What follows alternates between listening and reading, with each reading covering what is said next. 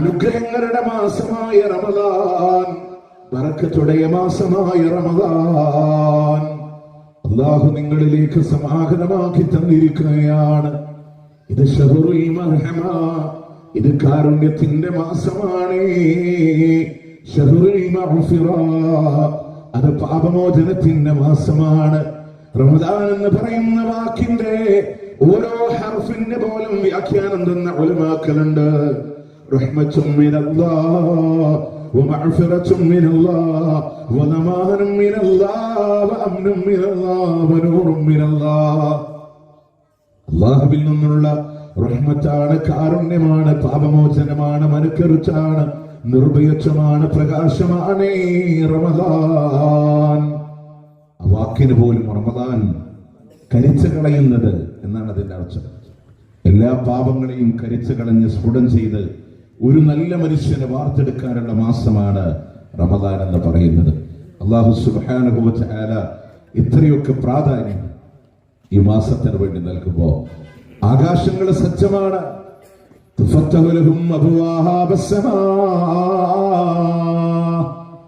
ആകാശത്തിന്റെ കമാനങ്ങളെ, ആകാശത്തിന്റെ വാതിലുകളെ അല്ലാഹു തുറന്നു വച്ചിരിക്കുകയാണ്. ആകാശമാണ് തയ്യാറെടുത്തത് റമദാനിനെ പുൽകാൻ. എന്തിനാണ് റമദാനിൽ അല്ലാഹു ആകാശ കവാടങ്ങൾ തുറക്കുന്നത് എന്നറിയോ? 7 ആകാശങ്ങളാണുള്ളതെങ്കിൽ അതിനെത്ര കമാനങ്ങളെന്ന് പ്രമാണങ്ങളിലൂടെ പറഞ്ഞിട്ടില്ല. പക്ഷേ 7 ആകാശത്തിന്റെ കവാടങ്ങളും അല്ലാഹു തുറക്കുന്നത് അമലുകൾ അല്ലാഹുവിലേക്ക് ഉയർത്തപ്പെടാനാണ്. അമലുകൾ അല്ലാഹുവിലേക്ക് ഉയർത്തപ്പെടാനുള്ള സാഹചര്യത്തിനാണ് ആകാശത്തിന്റെ കമാനങ്ങൾ തുറന്നു. മറ്റൊരു ഹദീസിലൂടെ കാണാം, ഇദാ റമദാൻ, റമദാൻ നിങ്ങളിലൂടെ സമാഗതമായി കഴിയുമ്പോ ഫുതിഹത് അബ്വാബുൽ ജന്ന, സ്വർഗത്തിന്റെ കമാനങ്ങൾ അത് തുറക്കപ്പെടുകയാണ്. ആകാശത്ത് വരുന്ന അടുത്ത മാറ്റം എന്താ? സ്വർഗത്തിന്റെ കമാനങ്ങൾ അല്ലാഹു തആല തുറന്നു തരും റമദാനിലൂടെ. സ്വർഗത്ത് പോകണമെന്ന് ആഗ്രഹിക്കുന്ന ആളുകളുണ്ടോ?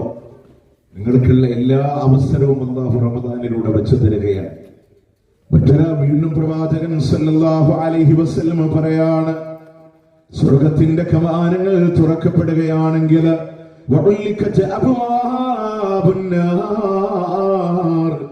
നരകത്തിന്റെ കമാനങ്ങൾ അത് അടക്കപ്പെടുന്ന മാസമാണ്. നരകത്തിന്റെ കമാനങ്ങൾ അത് കൊട്ടിയടക്കപ്പെടുകയാണ്. സ്വർഗത്തിന്റെ 8 കവാടങ്ങൾ മലർക്ക് തുറക്കപ്പെടുന്നുണ്ടെങ്കിൽ നരകത്തിന്റെ 7 കമാനങ്ങളും അല്ലാഹു അടച്ചു വെക്കുകയാണ്.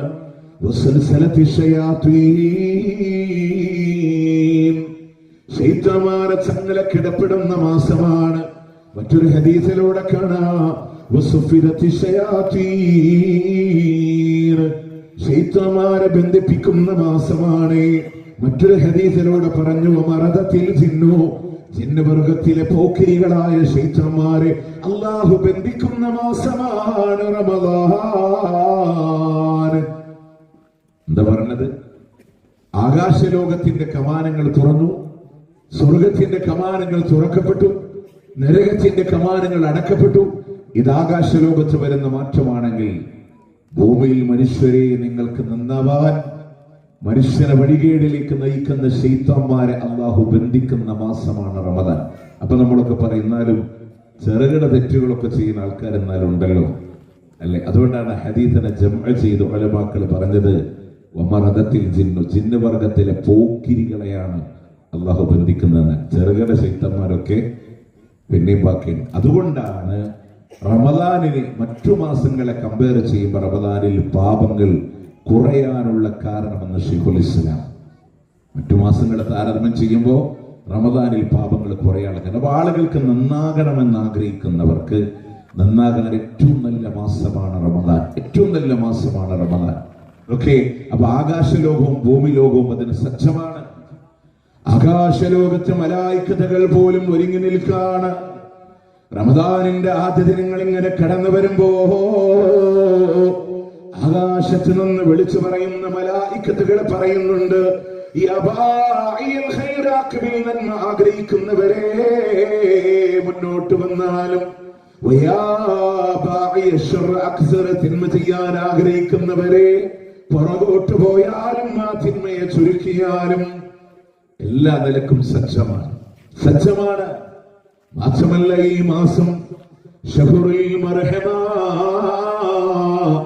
കാരുണ്യത്തിന്റെ മാസമാണ് റമദാൻ. അള്ളാന്റെ റഹ്മത്ത് പേമാരി കണക്ക് പെയ്തിറങ്ങുന്ന മാസമാണ് റമദാൻ. ഇത് വെറുതെ പറയില്ല. അല്ലാഹു തആല സ്വർഗത്ത് പോവാൻ ആഗ്രഹിക്കുന്നവരുടെ എല്ലാ മേഖലകളെയും അല്ലാഹു സംരക്ഷിക്കുമ്പോ, അതിനുള്ള എല്ലാ അവസരങ്ങളും അല്ലാഹു തരുമ്പോ, നരകത്തിൽ നിന്ന് രക്ഷപ്പെടുത്താനുള്ള എല്ലാ അവസരം തരുമ്പോ, പാപം ചെയ്തവരെ നിങ്ങൾക്ക് ശുദ്ധീകരിക്കാൻ അള്ളാന്റെ കാരുണ്യം കണ്ടോ, അവൻ ആ തെറ്റ് ചെയ്തിട്ടേയില്ല എന്ന രൂപത്തിൽ അല്ലാഹു പൊറുത്തു തരുന്നുണ്ട് നിങ്ങൾക്ക്. ആ രൂപത്തിലൂടെ നിങ്ങൾക്ക് പൊറുത്തു തരുന്നുണ്ട്. നമ്മൾ അള്ളാഹിനോട് തെറ്റ് ചെയ്തിട്ട് ആ തെറ്റ് പൊറുത്തു തരണേ അള്ളാഹിനോട് ചോദിക്കുമ്പോ ആ തെറ്റ് പൊറുത്തു തരുന്നു എന്ന് മാത്രമല്ല, പൊറുത്തു തരണേ എന്ന് ചോദിച്ചതിനെ അമലു സ്വാലിഹാത്തിൽ ഉൾപ്പെടുത്തി പ്രതിഫലം കൂടെ നൽകുന്ന അല്ലാഹ് അത്ര വലിയ കാരുണ്യവാൻ. പുണ്യങ്ങളുടെ വസന്തോത്സവമായി റമദാനിനെ തന്ന അല്ലാഹ് വെറുതെ പറയില്ല. അമലുകൾ എന്ന് പറയുന്നത് അതിന്റെ 10 ഇരട്ടി മുതലാണ് അതിന്റെ 700 ഇരട്ടി വരെയാണ്. അതിന്റെ 10 ഇരട്ടി മുതൽ 700 ഇരട്ടി വരെ അല്ലാഹു പ്രതിഫലം നൽകുന്ന മാസമാണ് റമദാൻ. എന്തങ്ങനെ അത്രയും പുണ്യങ്ങളുടെ വസം. ഇതിങ്ങനെ പറഞ്ഞ് നമ്മുടെ 700 ഇരട്ടി വരെ കൂലി കിട്ടുന്നൊക്കെ പറഞ്ഞാലൊന്നും അത് നമുക്ക് കാൽക്കുലേറ്റ് ചെയ്യാൻ കഴിഞ്ഞോളന്നില്ല, മനസ്സിലായിക്കൊള്ളുന്നില്ല. ഇപ്പൊ നിങ്ങൾ ആലോചിച്ചൊക്കെ, ഇപ്പൊ ഖുർആൻ ഇറങ്ങിയ മാസമല്ലേ, നമ്മള് ഇപ്പൊ റമദാനല്ലേ, നമ്മുടെ ശഅബാനിന്റെ അവസാനത്തിലല്ലേ. ഈ ശഅബാനിൽ ഒരു ഹർഫ് ഖുർആൻ പാരായണം ചെയ്താൽ നമുക്ക് കിട്ടുന്ന പുണ്യം എത്രയാ, കൂലി എത്രയാ? മൻ ഖറഅ ഹർഫൻ മിൻ കിതാബില്ലാഹ് ഫലഹു അശ്റ ഹസനാ. ആരെ അല്ലാഹുവിന്റെ ഖുർആനിൽ നിന്നൊരു ഹർഫിനെ പാരായണം ചെയ്യുന്നുവോ അവന് 10 നന്മയുണ്ടെന്നാണ്. അവന് 10 നന്മയുണ്ട് പറഞ്ഞാൽ ഒരക്ഷരമില്ല. അലിഫുൻ ഹർഫുൻ വലാമുൻ ഹർഫുൻ മീമുൻ ഹർഫുൻ. അലിഫ് ഒരക്ഷരമാണ്, ലാം ഒരക്ഷരമാണ്, മീം ഒരക്ഷരമാണ്. ഇതിപ്പോഴാണ് ഖുർആനിൽ എത്ര അക്ഷരമുണ്ടെന്ന് പറയും. 3,23,000-ത്തിലധികം ഹർഫുകൾ ഉണ്ടെന്ന് എന്റെ ഖുർആനിൽ. ഇപ്പൊ റമദാനില്ലാത്ത ഈ സമയത്ത് ഒരാൾ ഖുർആൻ ഖത്മ ചെയ്താൽ അയാൾക്ക് കോടിക്കണക്കിന് പുണ്യമാണ് റമദാൻ അല്ലാത്തപ്പോൾ കിട്ടുന്നത്. ഇനി അതിനെ വേണ്ടി 700 ഇരട്ടിയിലേക്ക് റമദാനിലേക്ക് കൊണ്ടുവന്നോക്കെ നമ്മളുടെ ഡിജിറ്റൽ കാൽക്കുലേറ്ററിൽ എണ്ണം തെളിയ പത്രമാത്രം പ്രതിഫലം റമദാനിൽ അല്ലാഹ് തരികയാണ്. അതുകൊണ്ടാണ് സഹാബാ 3 ദിവസം കൊണ്ട് ഖുർആൻ ഓതി തീർത്തവരുണ്ട്, 5 ദിവസം കൊണ്ട് ഖുർആൻ ഓതി തീർത്തവരുണ്ട്, 7 ദിവസം കൊണ്ട് ഖുർആനിനെ ഖത്മ ചെയ്തവരുണ്ട്. പ്രിയമുള്ളവരെ, അത്രയും കഴിഞ്ഞില്ലെങ്കിലും മിനിമം ഒരു 3 പ്രാവശ്യമെങ്കിലും ഖത്മുൽ ഖുർആൻ ചെയ്യാൻ ഈ റമദാനിലൂടെ ഓതി തീർക്കുമെന്ന് തീരുമാനമെടുക്കാൻ ഒരു ദിവസം ഒരു 3 ജുസ്, ഒരു 2-2.5 മണിക്കൂർ അതിനുകൊണ്ട് മാറ്റിവെച്ചാല് സുഖമായിട്ട് നമുക്ക് 3 വട്ടം അല്ലാഹുവിന്റെ ഖുർആൻ ഖത്മ ചെയ്യാൻ പറ്റും. നമ്മളൊന്ന് മനസ്സ് വെച്ചാൽ മതി. നമ്മളിങ്ങനെ മാസപ്പറ ഇപ്പൊ നാളെ മുതൽ ചോദിക്കാൻ തുടങ്ങും, മാസം 2-ന് വല്ല തീരുമാനം ഉണ്ടാവും. ഞാൻ ഖുർആൻ ഓതി തുടങ്ങാൻ ആദ്യത്തെ ദിവസം ഓതണതിന് കണക്കുണ്ടാവില്ല. തറാവീഹ് കഴിഞ്ഞാൽ പെട്ടെന്ന് വീട്ടിലൊന്നും പോവില്ല, കുറച്ചേരം പള്ളിയിലൊക്കെ ഇരുന്ന് ഓതി. സുബൈക്ക് അത്താഴത്തിന് നേരത്തെ എണീറ്റ് ആ അത്താഴൊക്കെ കഴിഞ്ഞ് പള്ളി വന്നിരുന്ന് ഓതി. സുബൈ കഴിഞ്ഞിട്ട് ഉറങ്ങാത്ത ദിവസം ഏതായിരിക്കും?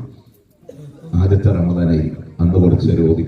പക്ഷെ അങ്ങനെ ആവേശത്തിൽ വന്ന് നമ്മൾ റമദാൻ അവസാനിക്കുമ്പോഴും ഏഴാമത്തെയും ആറാഫിലോ അൻഫാലിലോ എത്തിയിട്ട് അവിടെ തീരെ വീണ്ടും അടുത്ത റമദാൻ ഫാത്തിമ തുടങ്ങി. ഇങ്ങോട്ട് പോരുന്നില്ല ഖുർആൻ ഏറ്റെടുക്കാൻ, ഖുർആനെ സ്വീകരിക്കുക. അതെങ്ങനെയെന്നുള്ള നിസ്കാരവുമായി ബന്ധപ്പെട്ട് നമുക്ക് പറയാം.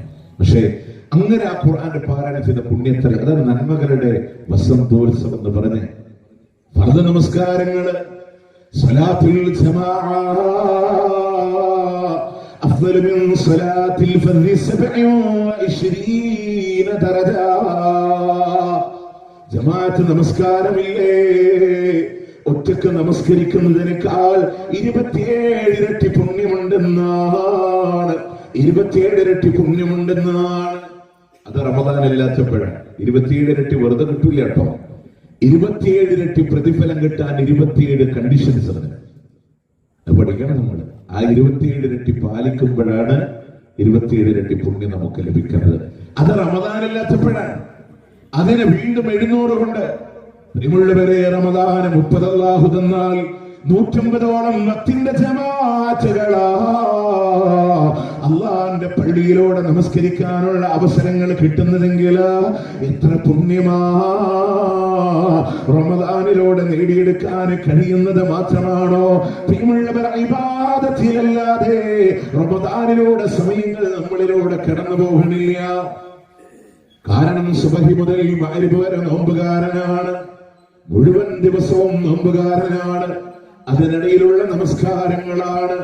ഇനി രാത്രിയാണെങ്കിലോ തറാവീഹാണ്, ഖിയാമുൽ ലൈലുകളാണ്, ഇശാഇന്റെ ജമാഅത്തുണ്ട്, അതിനിടയിൽ ഒരു വിശ്രമമുണ്ട്.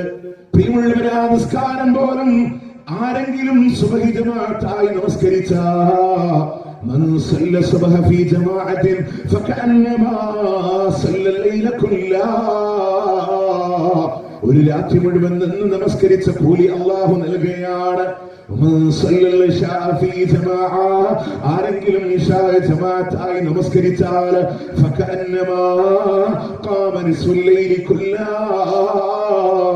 അവൻ രാത്രിയുടെ പകുതി നിന്ന് നമസ്കരിച്ചവനെ പോലെയാണ്. രാത്രികൾ അങ്ങനെ, എത്തിക്കാഫുകളിൽ അങ്ങനെ. അപ്പൊ ഇബാദത്തുകളെ കൊണ്ട് അല്ലാത്തൊരു സമയം കടന്നു പോണില്ല റമദാനിൽ. കണ്ടോ, ഇത് പുണ്യങ്ങളുടെ വസന്തോത്സവല്ലേ.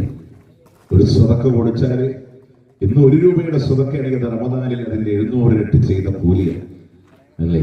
ഒരാളെ നോമ്പ് തർപ്പിക്കുമ്പോഴുള്ള പ്രതിഫലം എല്ലാം അതിന്റെ പൂർണ്ണത ആഗ്രഹിച്ചിട്ട് ചെയ്യാൻ. അപ്പൊ അത്രമേൽ അള്ളാഹു ചാല അനുഗ്രഹങ്ങൾ നൽകി. ആ പുണ്യം ഉപയോഗപ്പെടുത്തിയാൽ കിട്ടണ നേട്ടം എന്നറിയോ? അറിയോ? ഉദ്ധരിക്കുന്ന ഹദീസിലെ കാണാം, അദ്ദേഹം പ്രവാചകൻ സല്ലല്ലാഹു അലൈഹി വസല്ലമയുടെ അടുക്കല് 2 ആളുകളെ സംബന്ധിച്ച് പറയുന്നുണ്ട്. തൽഹത്ത് ബിൻ ഉബൈദില്ലാഹ് റളിയല്ലാഹു അൻഹു പറയാണ്, മദീനയിൽ വെച്ച് 2 ആളുകൾ ഇസ്ലാം സ്വീകരിക്കുന്നുണ്ട്. ഒരേ ദിവസം ഒരേ സമയത്തിൽ 2 പേരും ഇസ്ലാമിലേക്ക് കടന്നു വന്നതാണ്. ഒരാൾ നന്മയിൽ വല്ലാതെ മുന്നേറി 2 പേരും അമൽ സാലിഹാത്തുകളായി ജീവിക്കുമ്പോ, ഒരാൾ ഒരുപക്ഷെ നല്ല പോലെ മുന്നേറി അല്ലാഹുവിന്റെ മാർഗത്തിലൂടെ ഷഹീദാവുകയാണ്. 1 വർഷം കഴിഞ്ഞപ്പോ അദ്ദേഹത്തിന്റെ കൂടെ ഉണ്ടായിരുന്ന വ്യക്തി സ്വമേധയാ കട്ടിലിൽ കിടന്ന് ഈ ലോകത്തോട് വിട പറയുന്നുണ്ട്. ഒരാള് ഷഹീദായി, ഒരാള് 1 വർഷം കഴിഞ്ഞ് കട്ടിലിൽ കിടന്ന് സ്വമേധയാ വിട പറയും. പറയുന്നുണ്ട്, നബിയെ, ഈ 2 ആളുടെ കാര്യത്തിൽ ഞാനൊരു സ്വപ്നം കണ്ടുപോയി. സ്വർഗത്തിൽ നിന്ന് അതിലേക്ക് വിളിക്കുന്ന ഒരാൾ വന്നിട്ട് ആദ്യമായി വിളിച്ചത് ഷഹീദായ മനുഷ്യനെയല്ല, സ്വമേധയാ വിട പറഞ്ഞു പോയ മനുഷ്യനെയാണ്. അത് കഴിഞ്ഞിട്ടാണ് ഷഹീദായ മനുഷ്യന് സ്വർഗത്തിലേക്ക് കടന്നു വന്നത്. ദറജ കൂടുതലായി ലഭിച്ചത് സ്വമേധയാ വിട പറഞ്ഞു പോയ മനുഷ്യനാണെന്ന് പറഞ്ഞപ്പോ സഹാബത്ത് കണ്ട സ്വപ്നത്തിനെ വഹീന്റെ അടിസ്ഥാനത്തിൽ ലോകത്തിന്റെ മൊത്തം പറഞ്ഞു കൊടുക്കുകയാണ്. അലൈസ മക്കദാദാ ബഅദഹു സനാ, ഇതുവരെ കഴിഞ്ഞിട്ടൊരു വർഷം കൂടെ ആ മനുഷ്യൻ ജീവിച്ചില്ല സുഹാബ. അവര് പറഞ്ഞു, അതേ റസൂലേ, അദ്റക റമദാൻ, ആ 1 വർഷത്തിലൂടെ റമദാനിനെ പുൽകിയില്ലയോ? ആ 1 വർഷത്തിൽ റമദാൻ എത്തിച്ചില്ലയോ? അവര് പറഞ്ഞു, അതെ.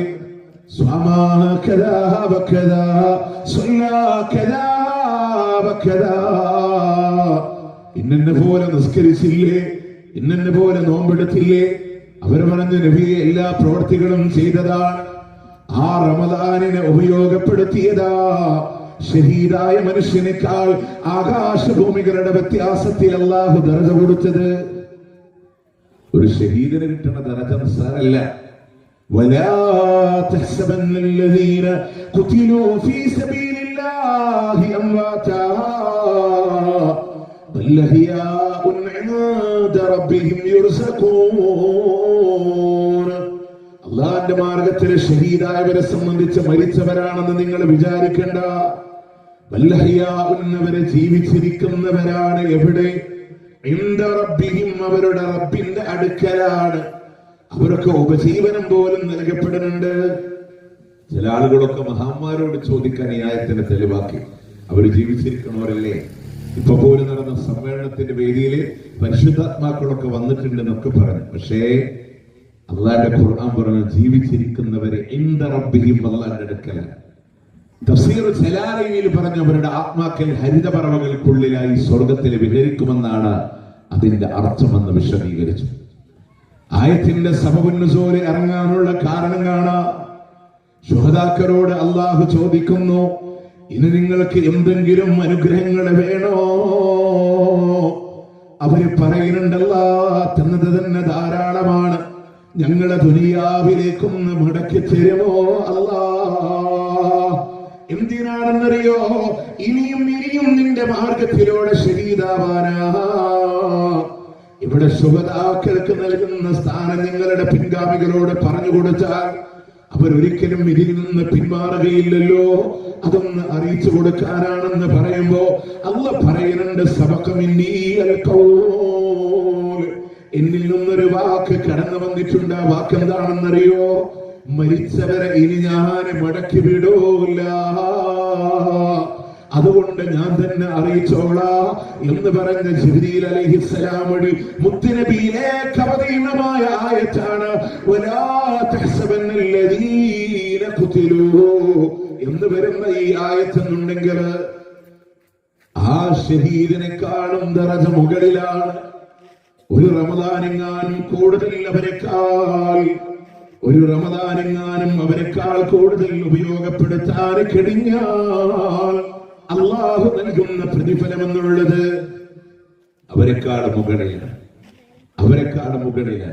അതുകൊണ്ട് നമ്മൾ ആലോചിക്കേണ്ടത് നമ്മളുടെ ജീവിതത്തിൽ നേടിയെടുക്കാൻ കഴിയാവുന്ന ഒരു സുവർണാവസരം അടുത്ത റമദാൻ നമുക്ക് കിട്ടിക്കൊള്ളുന്നില്ല. നമ്മളുണ്ടല്ലോ ഇപ്പൊ ഒരു തീരുമാനമൊക്കെ എടുത്ത് ഈ റമദാൻ എന്തായാലും ഞാൻ ഉഷാറാവും, അവസാനത്തെ 10 ഞാൻ എത്തിക്കുക ഒക്കെ തീരുമാനമൊക്കെ എടുക്കും.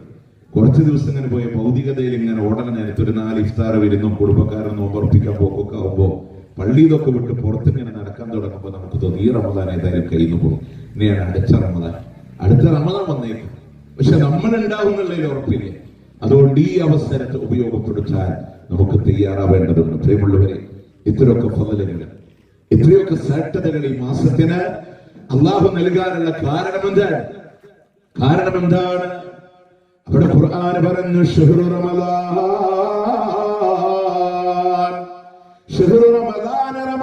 മാസം എന്നുള്ളത് അല്ലദീ ഉൻസില ഫീഹി ഖുർആൻ, ഈ മാസമാണ് ഖുർആൻ അവതീർണമായത്.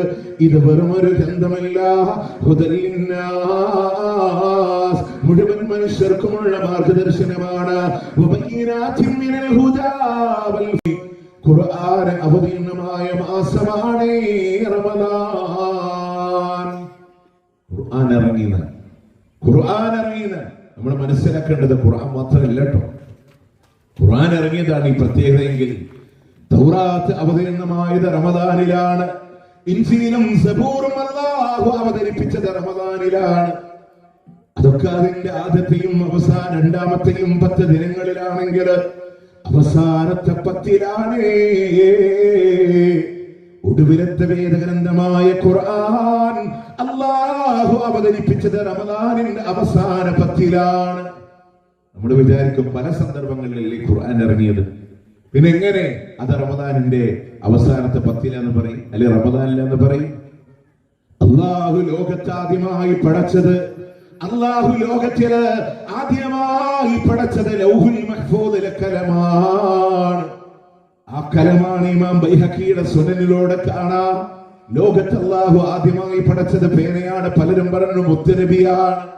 പടച്ചായി പടപ്പീന് പടച്ചില്ലെങ്കിൽ പടച്ചായി പടപ്പൊന്നും പടക്കോകില്ല.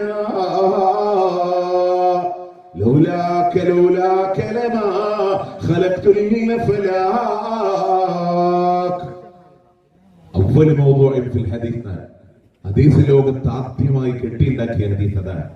അങ്ങനെ ഒരു സംഭവമല്ല. ലോകത്ത് അല്ലാഹു ആദ്യമായി പഠിച്ചത് ലൗഹിൽ ഖലമാണ്.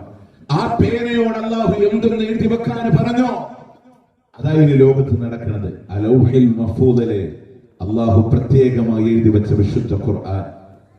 ആ ഖുർആനിനെ റമദാനിന്റെ അവസാനത്തെ 10 പുണ്യമായ രാവെന്ന് പറയുന്ന ആ ലൈലത്തുൽ ഖദറില് ഒന്നാം ആകാശത്തിന്റെ ബൈത്തുൽ ഇസ്സ, ആ ബൈത്തുൽ ഇസ്സയിലേക്ക് അല്ലാഹു അവതരിപ്പിച്ചതാണ് അവസാന 10 ലൈലത്തുൽ ഖദറില്. അവിടെ നിന്നാണ് പിന്നെ 23 വർഷക്കാലമെടുത്ത് സാന്ദർഭികമായിട്ട് ഖുർആൻ അല്ലാഹു അവതരിപ്പിച്ചത്. ആ ഖുർആനിന്റെ അവതരണമുണ്ടായ മാസമാണ് റമദാൻ. നിങ്ങളതൊക്കെ റമദാനിൽ അല്ലാഹു അവതരിപ്പിച്ചു. ആ ഖുർആൻ ഇറങ്ങിയതിന്റെ പ്രത്യേകതകൾ കണ്ടോ? അല്ലാഹു പറയാണ്, ഫമാ ഷഹീദ മിൻകും അശ്ശഹറ ഫൽയസും. ആകയാൽ ആര് ഈ ഒരു മാസത്തിൽ ഹാജറുണ്ടോ, ഈ മാസം മുഴുവനായും ഇറങ്ങിയത് കൊണ്ട് ഈ മാസം മുഴുവനായും നോമ്പെടുക്കട്ടെ. ഖുർആൻ ഇറങ്ങിയ മാസത്തിന് പ്രത്യേകത, ഖുർആൻ ഇറങ്ങിയ ദിവസത്തിന് പ്രത്യേകത, ഖുർആൻ ഇറങ്ങിയ മാസത്തിലെ ഖുർആൻ ഇറങ്ങിയ ദിവസത്തിന് അതിനേക്കാളും വലിയ പ്രത്യേകത. അതെങ്ങനെയാ? അല്ലാഹു പറഞ്ഞു, ഖുർആൻ ഇറങ്ങിയതുകൊണ്ട് ആ മാസം മുഴുവൻ നോമ്പെടുത്തു. ഖുർആൻ ഇറങ്ങിയ ദിവസം ഏത്? ആഴ്ചയിലെ തിങ്കളാഴ്ചയാണ്. സ്വഹീഹ് മുസ്ലിം 1172 നമ്പർ ഹദീസാണ്.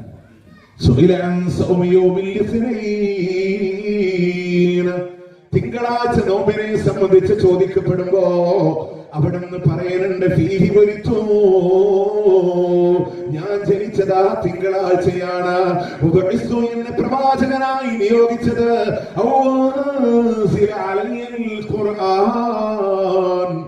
അതല്ലെങ്കിൽ എനിക്ക് ഖുർആൻ അവതീർണമായതും ഒരു തിങ്കളാഴ്ചയാണ്.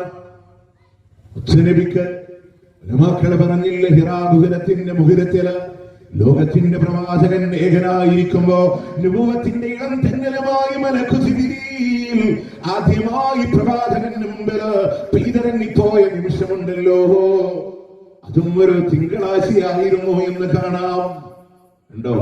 അപ്പൊ അതുകൊണ്ട് എല്ലാ ആഴ്ച തിങ്കളാഴ്ചയും സുന്നത്ത് നോമ്പ്. ആ ഖുർആൻ ഇറങ്ങിയ ലൗഹുൽ മഹ്ഫൂദിൽ നിന്ന് ഒന്നാം ആകാശത്തിലേക്ക് അവതരിപ്പിച്ച റമദാൻ മുഴുവനായി നോമ്പ്. ആ റമദാനിൽ അവതരിപ്പിച്ച അവസാന 10 ഒരു ദിവസമുണ്ട്, ലൈലത്തുൽ ഖദർ എന്ന് പറയുന്ന രാത്രിയുണ്ട്. ഇന്നാ അൻസൽനാഹു ഫീ ലൈലത്തിൻ മുബാറക. അനുഗ്രഹീതമായ രാവിലാണ് അല്ലാഹു ഖുർആനിനെ അവതരിപ്പിച്ചത് എന്നാണ്. പല ആൾക്കാരും ആയത്തിനെ തെറ്റിദ്ധരിച്ചു. അവർ പറഞ്ഞത് ഫഇന്നഹാ ലൈലത്തുൽ നിസ്ഫി മിൻ ശഅബാൻ, അത് ഷഅബാനിന്റെ പകുതിയുടെ രാവാണ്, ബറാഅത്ത് രാവാണ്. അല്ലാട്ടോ, മഹാനായ അല്ലാമ ഇബ്നു കസീർ റഹ്മത്തുള്ളാഹി അലൈഹി തഫ്സീറുൽ ഖുർആനിൽ അദീമിലെ ആയത്തിനെ വിശദീകരിച്ചിട്ട് പറഞ്ഞു, വമൻ ഖാല ഇന്നഹാ ലൈലത്തുൽ നിസ്ഫി മിൻ ശഅബാൻ, ആരെങ്കിലും അത് ശഅബാനിന്റെ പകുതിയാണെന്ന് ആരെങ്കിലും പറഞ്ഞു പോയാൽ, കമാ റുഹിയ അൻ ഇക്രിമയിൽ നിന്ന് വന്ന ദുർബലമായ റിപ്പോർട്ട് പോലെ അത് ശഅബാനിന്റെ പകുതിയിലാണെന്ന് ആരെങ്കിലും പറഞ്ഞാൽ ഫഖദ അബഅദൻ നജാ, അവൻ സത്യത്തിൽ നിന്ന് ഒരുപാട് വിദൂരത്താണ്.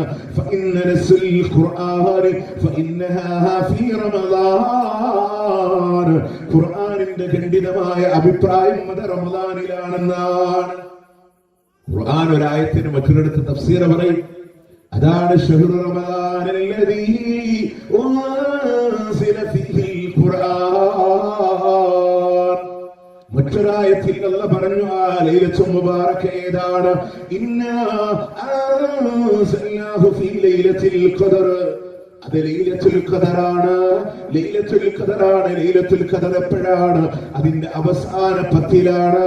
അവസാന 10ലോടെ നിങ്ങൾ കാത്തിരിക്കുക, അതിന്റെ ഒറ്റയാക്കപ്പെടുന്ന രാവിലൂടെ കാത്തിരിക്കാൻ.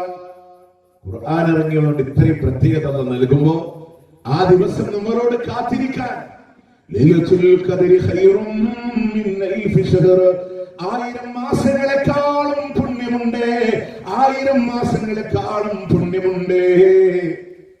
ഒരു പുരുഷായുസ്സിൽ 83 വയസ്സിലധികം വരും 1000 മാസം എന്ന് പറഞ്ഞാൽ അത് ജീവിച്ചിരുന്നാൽ പോലും തുടർച്ചയായി ആരാധന ചെയ്യാൻ കഴിയില്ല, അങ്ങനെ ചെയ്യാനും പാടില്ല. പക്ഷേ അള്ളാന്റെ അക്കൗണ്ടില് 83 വർഷം തുടർച്ചയായി ആരാധന ചെയ്ത പുണ്യമാ ഒരു ലൈലത്തുൽ ഖദർ അല്ലാഹു നൽകുന്നത് എന്നുണ്ടെങ്കിൽ അള്ളാന്റെ റഹ്മത്തിന്റെ മലക്കുകൾ ഇങ്ങനെ പെയ്തിറങ്ങുകയല്ലേ.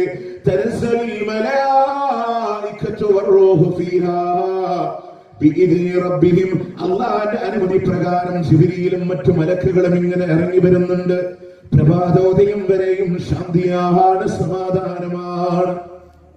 നിങ്ങൾ ആലോചിച്ച് നോക്കി, നമ്മളൊക്കെ എന്തിനാ ഗൾഫ് പോയി കഷ്ടപ്പെട്ടെ? നമ്മൾ ഒരു വീട് വെക്കാൻ വേണ്ടിയിട്ടാണ്, കുറച്ചൊന്ന് സമ്പാദിക്കാനാണ്. നമ്മള് ഒരു റമദാൻ മാസം അധ്വാനിച്ചാലേ സ്വർഗത്തിലെ സൗഭാഗ്യം കിട്ടാനുള്ള അവസരം അല്ലാഹു തആല നൽകുമ്പോൾ നമ്മൾ ഉപയോഗപ്പെടുത്തണം. അതെല്ലാം നമ്മൾ വീഴ്ച വരുത്തുന്നുണ്ട്. ഇതൊക്കെ പറഞ്ഞാലും നമ്മുടെ ലൈലത്തുൽ ഖദർ മുങ്ങനുണ്ടെങ്കിൽ അവിടെ നമ്മൾ ഓടി വരാൻ പറ്റിയ ഒരു ആയത്തുണ്ട് ഖുർആനിൽ. ഇമാം മുസ്ലിം നബവി റഹ്മത്തുള്ളാഹി അലൈഹി ആയത്തുമായി ബന്ധപ്പെട്ട് പഠിപ്പിക്കുന്നുണ്ട്. ഫീഹാ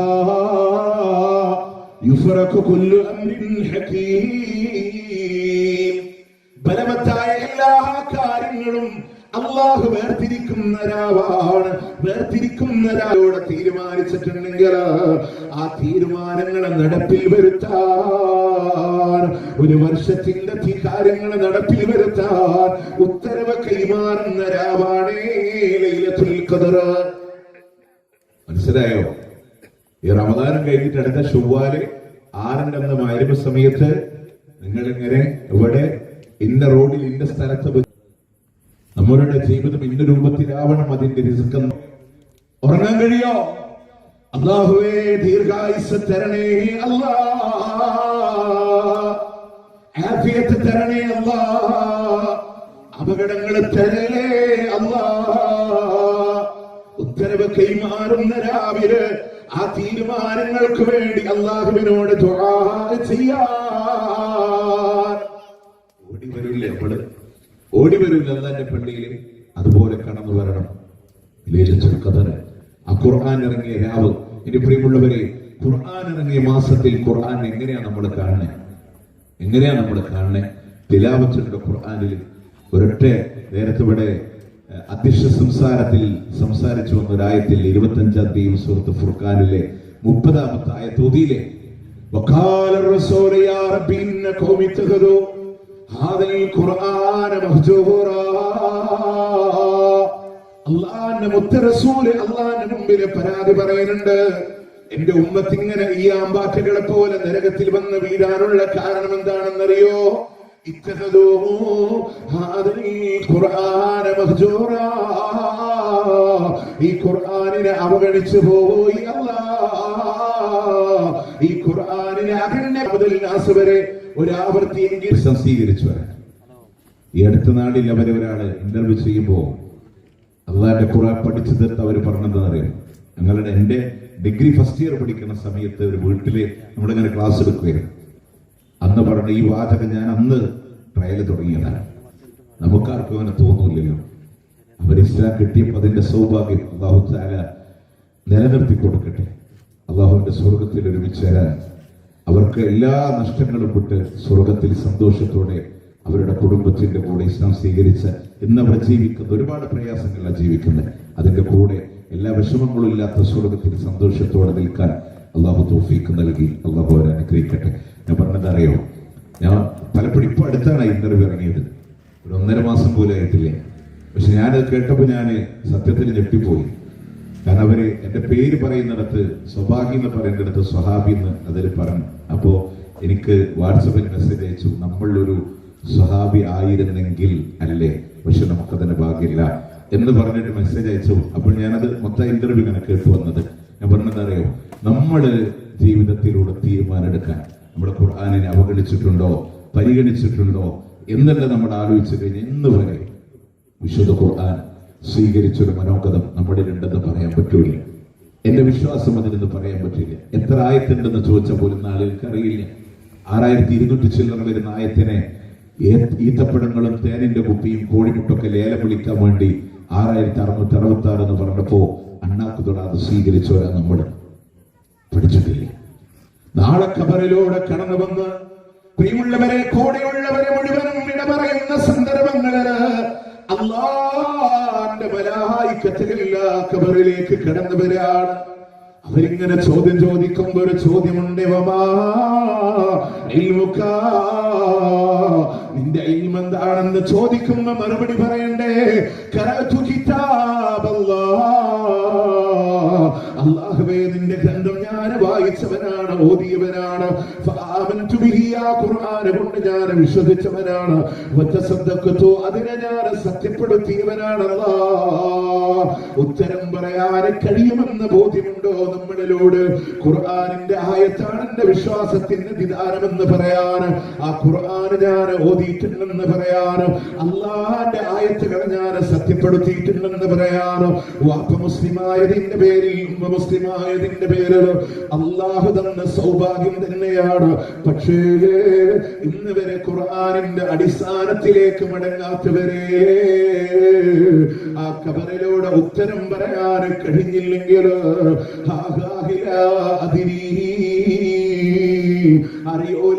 അറിയൂല എന്ന് വിലപിക്കേണ്ടി വന്നാലോ,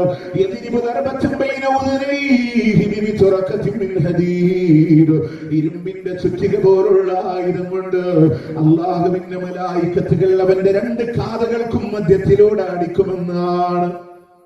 അവർ ഭൂമിയിലേക്ക് ആണ്ടുപോകുന്നുണ്ട്. പൊന്തി വരുമ്പോ വീണ്ടും അവർക്ക് പ്രഹരമാ. ആ ആയുധത്തിന്റെ കനമറിയുമോ നിങ്ങൾക്ക്?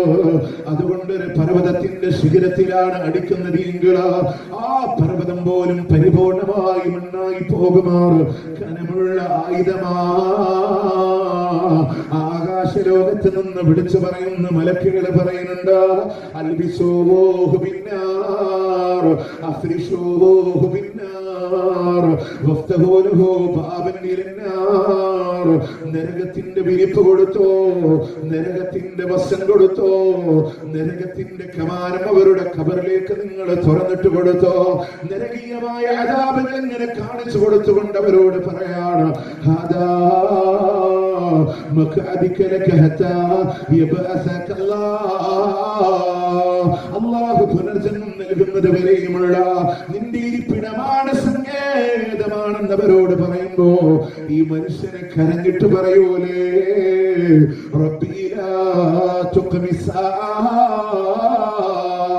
ഖിയാമത്ത് നാൾ വരല്ല അല്ലാഹ്, വരല്ല അല്ലാഹ്, വരല്ല അല്ലാഹ്, ഖിയാമത്ത് നാൾ ഒരിക്കലും സംഭവിക്കില്ല അല്ലാഹ്.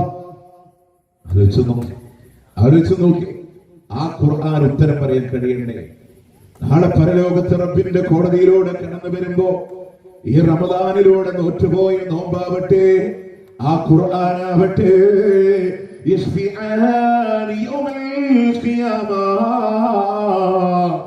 ഖിയാമത്ത് നാളിൽ അല്ലാഹുവിന്റെ അടുക്കൽ ശുപാർശ പറയുമെന്നാണ്.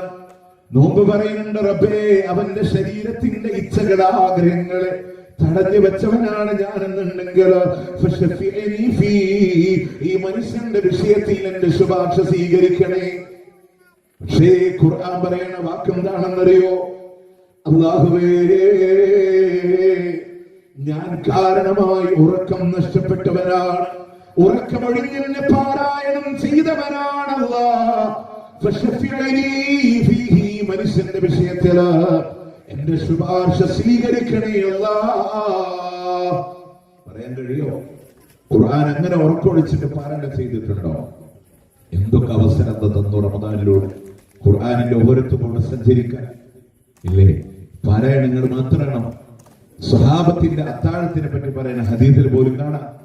അബ്ദുല്ലാഹി ഇബ്നു മസ്ഊദ് റളിയല്ലാഹു അൻഹു പറയാണ്, തസഖർനാ മഅ റസൂലില്ലാഹി സ്വല്ലല്ലാഹു അലൈഹി വസല്ലം, ഞങ്ങൾ അല്ലാഹുവിന്റെ ഹബീബിന്റെ കൂടെ അത്താഴം കഴിച്ചു.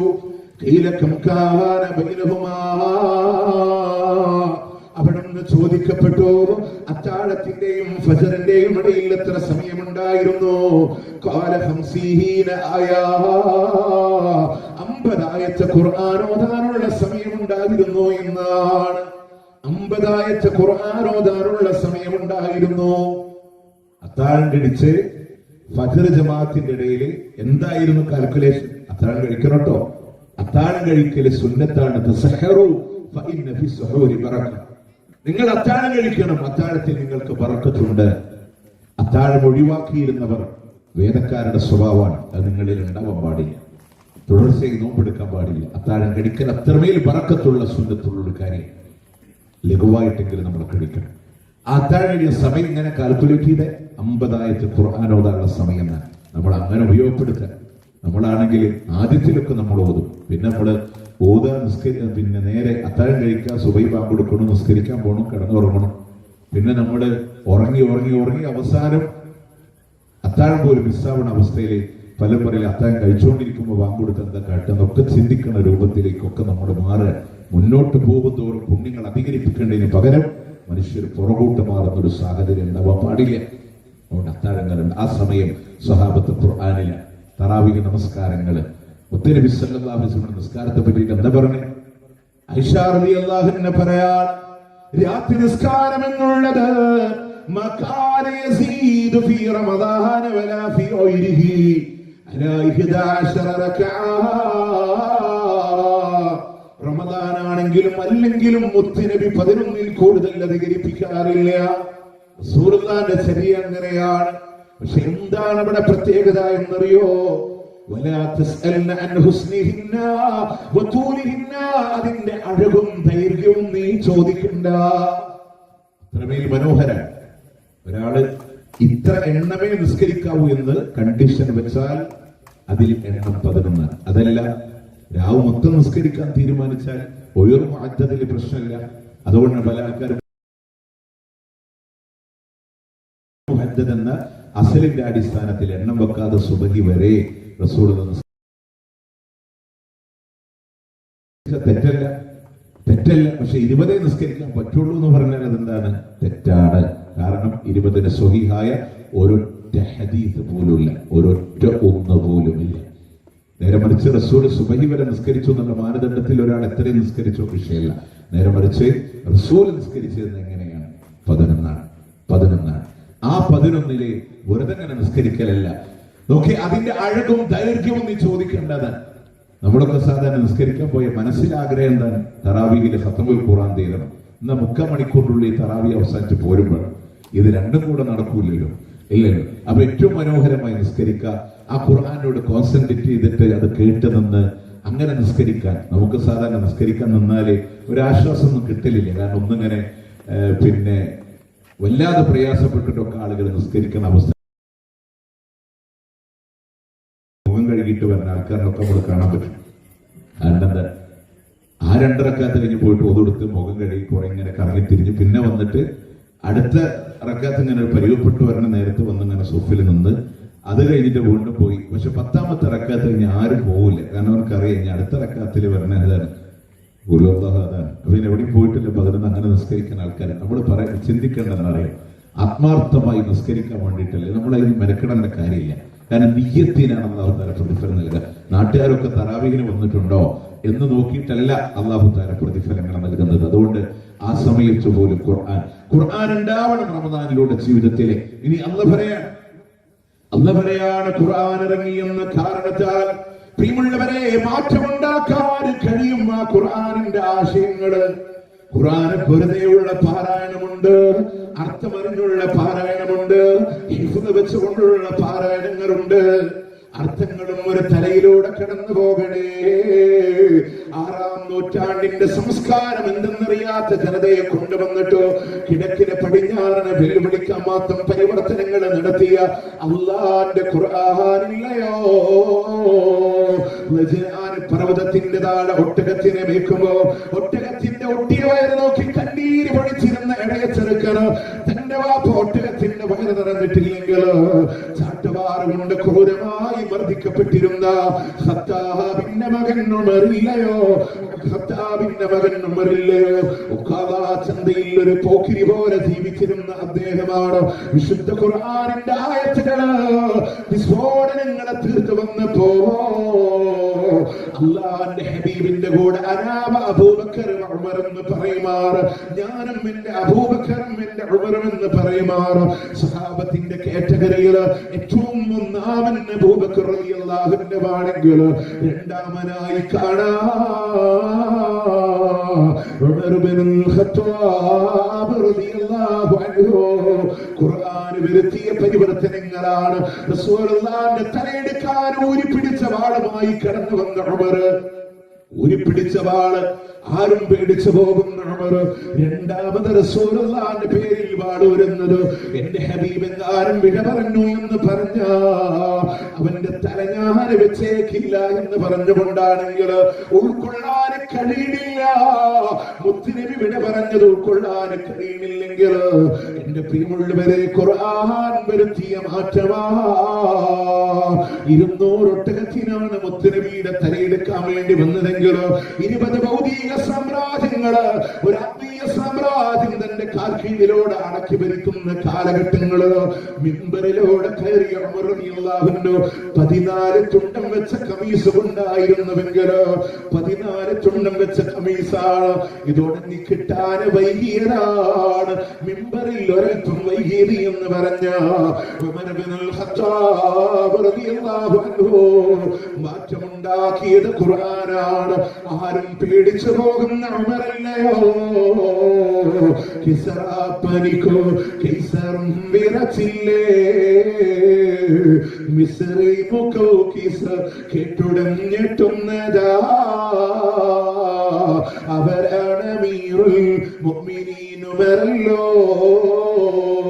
കിസ്റ കൈസർ ചക്രവർത്തിമാരുടെ മുട്ടിടിക്കുന്ന ഭരണാധികാരി ഉണ്ടെങ്കിലോ അതേ ഉമർ ഇബ്നുൽ ഖത്താബ് റളിയല്ലാഹു അൻഹു അല്ലാഹുവിന്റെ ആയത്തുകൾക്ക് മുമ്പിലൂടെ വിനയാന്വിതനായി നിന്നിട്ടുണ്ടെങ്കിലോ അല്ലാഹുവിന്റെ ഹബീബിന്റെ മുമ്പിൽ അവിടുന്ന് വിനയാന്വിതനായി താഴ്ന്നിരുന്നിട്ടുണ്ടെങ്കിലോ മാറ്റമുണ്ടാക്കാൻ കഴിയുന്ന ഖുർആൻ പെൺമക്കളെ ജീവനോടുകൂടെ കുടിച്ചുമോടിയ ജനതയോട് റസൂലേ വഇദൽ മൗദതു സുഇലതു ബിഅയ്യി ദംബിൻ ഖുതിലതു, എന്ത് പാപത്തിനാണ് കുടിച്ചു മൂടപ്പെട്ടത് എന്ന് അവർ ചോദിക്കപ്പെടുമെന്ന ആയത്ത് ഇറങ്ങിയപ്പോ ഓടി വന്ന പ്രവാചകന്റെ മുന്നിൽ നബിയേ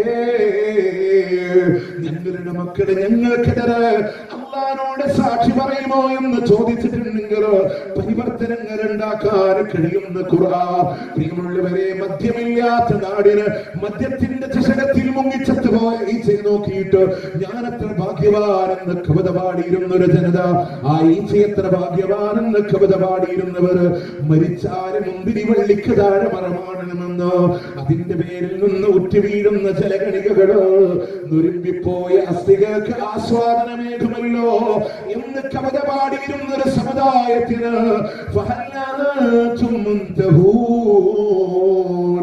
ഇനിയും നിങ്ങൾക്ക് വിരമിക്കാനില്ലേ എന്ന് ഖുർആനിന്റെ ആയത്തിറങ്ങുമ്പോ മദ്യപിച്ചു പോയവർ വായിൽ വിരലിട്ടുകൊണ്ട് ആ മദ്യം ഛർദിക്കുമാർ വീടുകളിലൂടെ വീപ്പകളിലൂടെ ശേഖരിച്ചു വെച്ച മദ്യമിത മദീന തെരുവിലെ കൊടിക്ക് വിടുമ്പോ ആ തെരുവിലൂടെ മദ്യത്തിന്റെ പുഴ തന്നെ ഒഴുകി എന്ന് ചരിത്രം രേഖപ്പെടുത്തുമാർ തുല്യതയില്ലാത്ത മാറ്റം വരുത്തിയ ലോകത്തിന്റെ പ്രവാചകൻ സല്ലല്ലാഹു അലൈഹി വസല്ലം.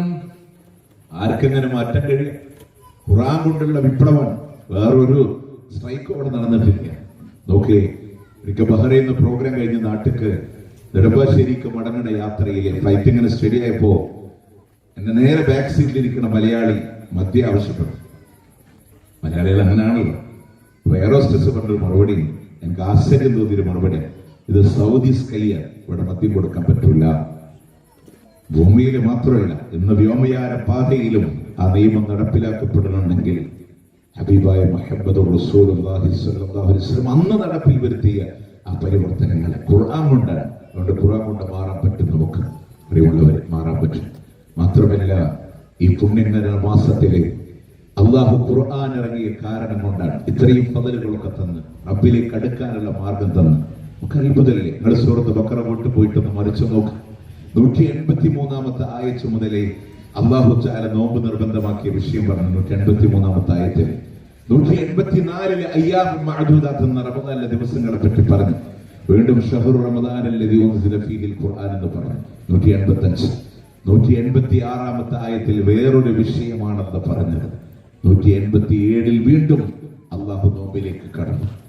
എന്തേ അതിന്റെ ഇടയിൽ ഈ ഒരു ആയത്ത് വേറിട്ട് നിൽക്കുന്നത്? റമദാനും നോമ്പുമില്ലാത്തൊരു ആയത്ത് ഏതെന്നറിയോ?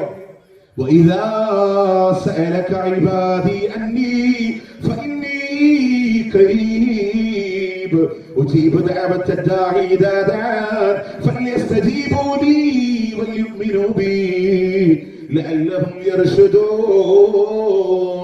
റസൂലേ, എന്നെ കുറിച്ച് ഞാനും എന്റെ അടിമ താങ്കളോട് ചോദിക്കുമ്പോ പറഞ്ഞു കൊടുക്കണേ നബിയേ, അല്ലാഹു വളരെ അടുത്തുള്ളവനാ, അല്ലാഹു വളരെ അടുത്തുള്ളവനാ. അവനിലേക്ക് അടുപ്പിക്കാൻ അമ്പിയ ഔലിയാക്കള് വേണ്ട, മീഡിയേറ്റർമാര് വേണ്ട, ശുഹദാക്കള് വേണ്ട. അല്ലാഹു വളരെ അടുത്തുള്ളവനാണ്. അങ്ങനെ തേടണമെന്നാണ് ബദരീകൾ പറഞ്ഞത്. അങ്ങനെ അല്ലാഹുവിനോട് തേടണമെന്നാണ് മഹാനായ അബ്ദുൽ ഖാദർ ജീലാനി മുഹിയുദ്ദീൻ ശൈഖ് റഹ്മത്തുള്ളാഹി അലൈഹി പറഞ്ഞത്. അങ്ങനെ തേടണമെന്നാണ് മുത്ത് റസൂലുള്ളാഹി നമ്മളോട് പറഞ്ഞത്. അല്ലാഹു വളരെ അടുത്തുള്ളവനാണ്. ഉജീബു ദഅവത ദാഇ ഇദാ ദഅാൻ, വിളിക്കുന്നവരെന്നെ വിളിച്ചാൽ അവന്റെ വിളിക്ക് ഞാൻ ഉത്തരം നൽകുമെന്നല്ലാഹ്. അല്ലാഹുവിലേക്ക് കൂടുതൽ അടുക്കാൻ കഴിയുന്ന മാസമാണ് ഈ റമദാൻ. അല്ലാഹുവിനോട് ചോദിക്കാൻ ഏറ്റവും നല്ല സമയമാണ് ഈ റമദാൻ. അല്ലാഹു ഉത്തരം തരാൻ സന്നദ്ധനാണ് റമദാൻ. അല്ലാഹു സന്നദ്ധനാണ് റമദാൻ. റമദാനിന്റെ നോമ്പിന്റെ ആയത്തുകൾക്കിടയിലാണ് അല്ലാഹ് ഈ ഒരു വിഷയം പറഞ്ഞത്. അല്ലാഹ് അടുത്തുണ്ട്, ചോദിച്ചോ, അല്ലാഹു ഉത്തരം നൽകാം. എന്ത് ചോദിക്കാം? അല്ലാത്ത ആരോടെ ചോദിക്കാൻ പറ്റുക? നിങ്ങൾക്കത് പറഞ്ഞ മനസ്സിലാവണമെങ്കിൽ എനിക്ക് എന്റെ മാനസികമായിട്ടുള്ള നല്ലൊരു വേദന വിചാരിച്ച നല്ലൊരു പ്രയാസമുണ്ട്. ഞാനിവിടെ വന്നിട്ട് നിങ്ങളോട് പറയാൻ എനിക്ക് ഇങ്ങനെ ഒരു സങ്കടമുണ്ട് എന്ന് ഞാൻ നിങ്ങളോട് പറഞ്ഞാൽ നിങ്ങളൊരു പക്ഷേ എനിക്കതൊന്ന് കേട്ടു തരും അല്ലേ? മനുഷ്യന് ഇവിടെ തൃശ്ശൂർ ഇങ്ങനെ 150 കിലോമീറ്റർ യാത്ര ചെയ്ത് ഞങ്ങളുടെ നാട്ടിൽ വന്നിട്ട് ഒരു കാര്യം പറഞ്ഞാൽ കേട്ടില്ലെങ്കിൽ മോശമല്ലേ എന്ന് പറഞ്ഞൊരു വിഷയങ്ങൾ എനിക്ക് കേട്ടു തരും.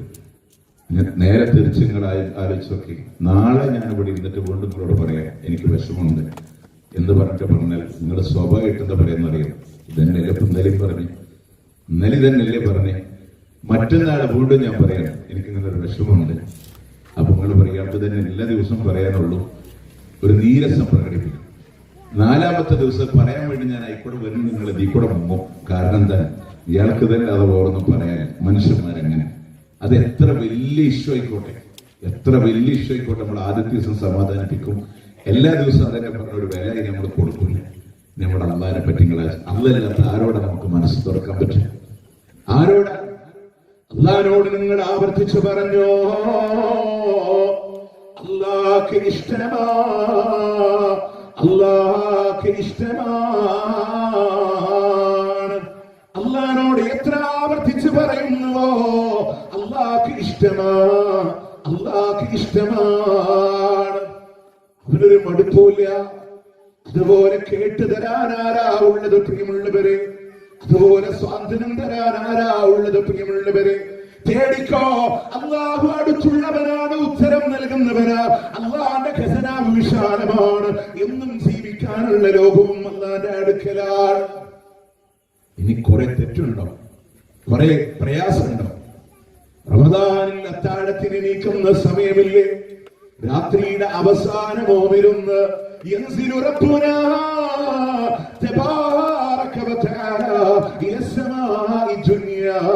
അള്ളാഹു ഒന്നാം ആകാശത്തിലേക്ക് ഇറങ്ങി വരുന്ന സമയമാണ്. ഒന്നാം ആകാശത്തിലേക്ക് ഇറങ്ങി വരികയാണ്. ആരുണ്ട് എന്നോട് ചോദിക്കാൻ? അവന് ഞാൻ ഉത്തരം നൽകാം. അള്ളാന്റെ മഹത്വം മനസ്സിലാക്കിയിട്ട് വേണം. എന്താണെന്നറിയോ? ഈ കേരളം മൊത്തം ഒരാളുടെ ആണെങ്കിൽ അയാൾക്ക് നമ്മൾ എത്ര റെസ്പെക്ട് കൊടുക്കും? ഇന്ത്യ മൊത്തം ഒരാളാണെങ്കിലോ, സർവ്വലോകങ്ങളും ഭരിക്കുന്ന ഒരാളാണെങ്കിലോ, ഈ ഭൂമി മുഴുവൻ ഒരാളുടെ കൺട്രോളിലാണെങ്കിലോ, പ്രിയമുള്ളവരെ, ഭൂമി എന്നുള്ളത് സമാഹിച്ചുനിയ ഒന്നാം ആകാശത്തിൽ. അതിനും വലുതാണ് 2 അതിനും വലുതാണ് 3 ഏറ്റവും വലിയ 7ാം ആകാശത്തിന് മുകളില് അവന്റെ അർശിനും കുർസിക്കും മുകളിൽ ഉപവിഷ്ടനായ അല്ലാഹ് ദാ 1ാം ആകാശത്തിലേക്ക് ഇങ്ങനെ ഇറങ്ങി വരാൻ. ആരുണ്ട് എന്നോട് ചോദിക്കാൻ? അവന് ഞാൻ ഉത്തരം നൽകാം. ആരുണ്ട് എന്നോട് ദുആ ചെയ്യാൻ? അവന് ഞാൻ ഇജാബത്ത് നൽകാം. ആരുണ്ട് എന്നോട് പൊറുക്കൽ തേടാൻ? അവന് ഞാൻ പുറത്തു തരാം. പുതപ്പിട്ട് മൂടിക്കിടക്കുന്നവരെ അള്ളാഹനെ വേണ്ടേ? ഫർദ് നമസ്കാരങ്ങളല്ല, ആ അള്ളാഹന്റെ മുന്നിൽ കൈകെട്ട് നിങ്ങള്. അള്ളാഹു നമ്മളോട് സംസാരിക്കും, അൽഹംദുലില്ലാഹി റബ്ബിൽ ആലമീൻ ഹമിദനി അബ്ദി, എന്റെ അടിമയെ ഇതാ സ്തുതിച്ചിരിക്കുന്നു എന്ന് അള്ളാഹ് മറുപടി പറയും. ഓക്കേ, എറണാകുളം ജില്ലയുടെ പെരുമ്പാവൂരിന്റെ സാധാരണക്കാരെ നമ്മളോട് അല്ലാഹു സുബ്ഹാനഹു വ തആല അത്രമേൽ അടുത്തു വരാണ്. അതുകൊണ്ട് അറബിലേക്ക് അടുക്കാൻ കഴിയാവുന്ന മാസം, ഖുർആൻ ഇറങ്ങിയ മാസം. അല്ലാഹ് പറഞ്ഞ ഒരേ ഒരു കാര്യം കൂടെ വിശദീകരിച്ച് അവസാനിപ്പിക്കാം. ഇനി അതിനിടയിൽ ഒരു കാര്യം കൂടെ പറയാം. റമദാൻ പുണ്യങ്ങളുടെ വസന്തോത്സവം എന്ന് പറഞ്ഞില്ലേക്കുള്ളൊരു പ്രേരണ ഇൻഷാ അല്ലാഹ് നിങ്ങള് കഴിയാവുന്ന രീതിയിൽ നമ്മുടെ മക്കളെ ഒന്ന് ഹെൽപ്പ് ചെയ്യണം. സാമ്പത്തികമായിട്ടൊരു കളക്ഷൻ വരുന്നുണ്ട്. നമ്മുടെ ഇവിടെ കോഴിമുട്ടത്തെ ഈത്തപ്പഴം 776, 666, 313 കച്ചവടം ഒന്നും നമ്മൾ നടത്തൂല, പാടില്ല. നിങ്ങൾക്ക് പരലോകത്തിന് എന്താണോ വേണ്ടത് അത് ആഗ്രഹിക്കും. ഞാൻ പറഞ്ഞതിന്റെ പേര് നിങ്ങൾ കൊടുക്കണ്ട കേട്ടോ, ഞാൻ പറഞ്ഞു വെച്ചിട്ട് നിങ്ങൾ കൊടുക്കണ്ട. നമ്മള് ഇൻഷാ അല്ലാഹ് അള്ളാന്റെ മാർഗത്തില് എനിക്ക് പരലോകത്തൊക്കെ വേണമെന്നുള്ള നെയ്യത്തിൽ ഇൻഷാ അല്ലാഹ് നിങ്ങൾ ചെലവഴിക്കണമെന്ന് ഓർമ്മപ്പെടുത്താൻ അല്ലാഹു സുബ്ഹാനഹു വ തആല കബൂൽ ചെയ്യുമാറാവട്ടെ ഇൻഷാ അല്ലാഹ്. അപ്പോ ഖുർആൻ ഇറങ്ങിയത് കൊണ്ട് അല്ലാഹു തആല ഒരു നിയമം കൊണ്ടുവന്ന മതത്തിൽ എന്താണ് ഒരു ഇബാദത്ത്? എന്താ? ഈ മാസം മുഴുവനായും നോമ്പെടുത്തുകൊള്ളട്ടെ, ഈ മാസം മുഴുവനായും അല്ലാഹുവിന് വേണ്ടി നോമ്പെടുത്തുകൊള്ളട്ടെ. പ്രിയമുള്ളവരെ, നോമ്പെടുക്കാൻ മാനസികമായും ശാരീരികമായും തയ്യാറെടുത്തവരാണ് നമ്മളെന്നുണ്ടെങ്കിൽ, പക്ഷെ നോമ്പെന്താണെന്നറിയണേ. അത് സംയമനമാണ്, പരിവർത്തനമാണ്, ഒഴിവാക്കലാണ്. റമദാനിന്റെ പകലുകളിലൂടെ ഭക്ഷണങ്ങൾ പാനീയങ്ങൾ ഒഴിവാക്കുന്നവരാണെങ്കിലോ ഈ മാസം റമദാനിലെ മാസപ്പിറവി കണ്ടത് മുതൽ അതിന്റെ 29 30 ശവ്വാലിന്റെ ഹിലാല് പിറവി കാണുന്ന സമയം വരെ മുഴുവനായും പാലിക്കേണ്ട ചിട്ടയുണ്ട്. അതിലൂടെയാണ് നോമ്പായി മാറുന്നത് എന്നുണ്ടെങ്കിൽ, അതില്ലെങ്കിൽ ഭക്ഷണം മാത്രം നിയന്ത്രിച്ചു പോയവരോട് അള്ളാന്റെ അള്ളാന്റെ മുത്തുനബി പറഞ്ഞൊരു വാക്കുണ്ടല്ലോ,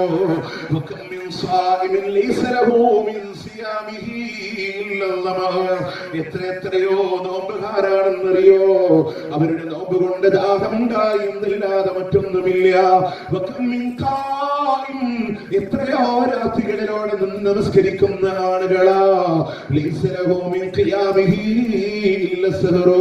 അവരുടെ നമസ്കാരം കൊണ്ട് ഉറക്കം പോയി എന്നല്ലാതെ മറ്റൊന്നും അവർക്ക് ലഭ്യമല്ല. നോമ്പ് കൊണ്ട് ദാഹമുണ്ടായി എന്നല്ലാതെ മറ്റൊന്നുമില്ല. അതുപോലെ തന്നെ രാത്രി നമസ്കാരം കൊണ്ട് ഉറക്കം പോയി എന്നല്ലാതെ മറ്റൊന്നുമില്ല. എന്തീ പറഞ്ഞതിന്റെ അർത്ഥം? നോമ്പുകാരന് വിശപ്പല്ലല്ലോ, ദാഹമില്ലേ കൂടുതൽ. അതുകൊണ്ടാണല്ലോ ഈ മക്കളൊക്കെ നോമ്പെടുത്ത കുഞ്ഞു കുട്ടികൾ ഇടക്കിടക്ക് മുഖം കഴുകും, വായ കുപ്പിളിക്കും, ഒതുകൊടുക്കും. എന്തുകൊണ്ടാ? അതിന്റെ കൂടെ അറിയാതെ കുറച്ച് വെള്ളം കുടിക്കുക. അറിയാതെ കുടിച്ചാൽ നോമ്പ് മുറിയില്ലല്ലോ. അപ്പൊ അത് ചെറുപ്പത്തിൽ മക്കളൊക്കെ, കുട്ടികളുടെ നോമ്പൊക്കെ അങ്ങനെ ഇരിക്കും. ഈ മുതിർന്ന ആൾക്കാരൊക്കെ ഒരുപക്ഷെ ബാല്യകാലം അങ്ങനെ ഇരിക്കും. നമ്മൾ മനസ്സിലാക്കേണ്ടത് 7 വയസ്സായാലും മക്കളോട് എന്ത് ചെയ്യണം?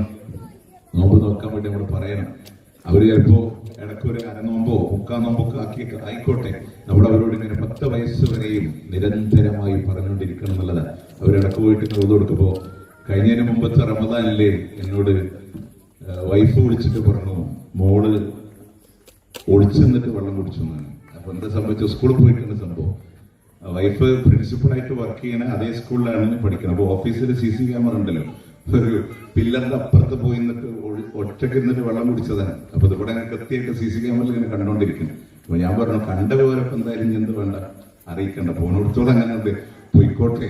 കാരണം അതിനുള്ള പ്രായമല്ലേ, ചെറിയ പ്രായമാണ്, 8 വയസ്സായ സമയത്താണ്. അപ്പൊ ഞാൻ പറഞ്ഞെന്താ വെച്ചാല്, നമ്മൾ പലപ്പോഴും കുട്ടിക്കാരൊക്കെ ആളുകൾ എങ്ങനെ ഇരിക്കും. അപ്പൊ നമ്മള് കൂടുതൽ ശ്രദ്ധിക്കേണ്ടത് വെച്ചാൽ ദാഹമുണ്ട്, പക്ഷെ ആ ദാഹം വെറുതെ ആയി പോവാൻ പാടില്ല.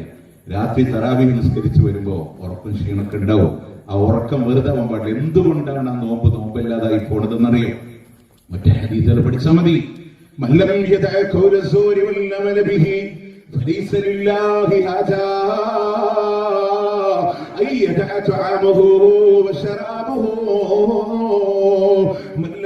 ഒരുത്തൻ ഒഴിവാക്കുന്നില്ല എന്നുണ്ടെങ്കിൽ,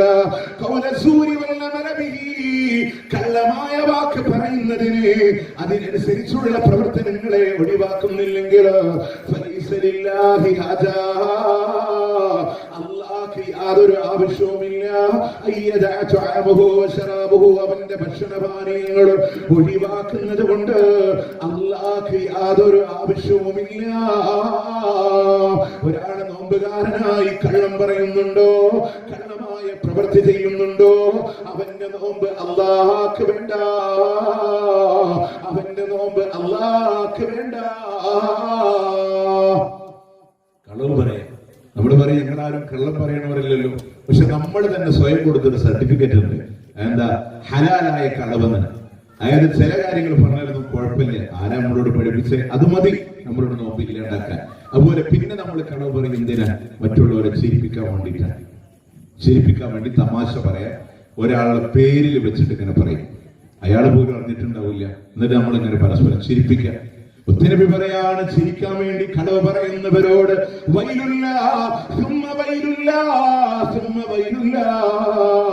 അവന് നാശമാണ്, നാശമാണ്, നാശമാണ്. 3 വട്ടം ലോകത്തിന്റെ പ്രവാചകൻ ഇങ്ങനെ ആവർത്തിക്കുകയാണ്. പിന്നെ ആളുകൾ കളവ് പറയുന്നതെന്നറിയോ, കച്ചവട മേഖലയിൽ സാധനം വിറ്റുപോകാൻ വേണ്ടിയിട്ട് വരുമ്പോ ഒരു കാര്യം, മെജോറിറ്റി ആളുകളും കച്ചവടക്കാരാണല്ലോ. നിങ്ങൾ ആലോചിച്ചൊക്കെ, വല്ലാഹി വല്ലാഹി അള്ളാഹു അനുവദിച്ചിട്ടുണ്ടെങ്കിലും അധികരിപ്പിക്കാൻ പാടില്ല എന്ന് പറഞ്ഞ വിഷയത്തിൽപ്പെട്ട ഒന്നാണ് അമിതമായ സത്യം ചെയ്യല്, കള്ളസത്യങ്ങൾ പറയാം. നമ്മുടെ ആലോചിച്ചൊക്കെ, ഒരു സാധനം വിൽക്കാൻ വേണ്ടി കളവ് പറഞ്ഞിട്ടുണ്ടെങ്കിൽ അള്ളാഹു നാളെ അവരോട് സംസാരിക്കില്ല. ലാ യുകല്ലിമുഹുമുല്ലാഹ് വലാ യുസക്കീഹിം വലാ യൻദുറു ഇലൈഹിം. അല്ലാഹു അവരിലേക്ക് തിരിഞ്ഞു നോക്കൂല, അള്ളാഹു അവരോട് സംസാരിക്കില്ല, അള്ളാഹു അവരെ സംസ്കരിക്കുകയും ഇല്ല.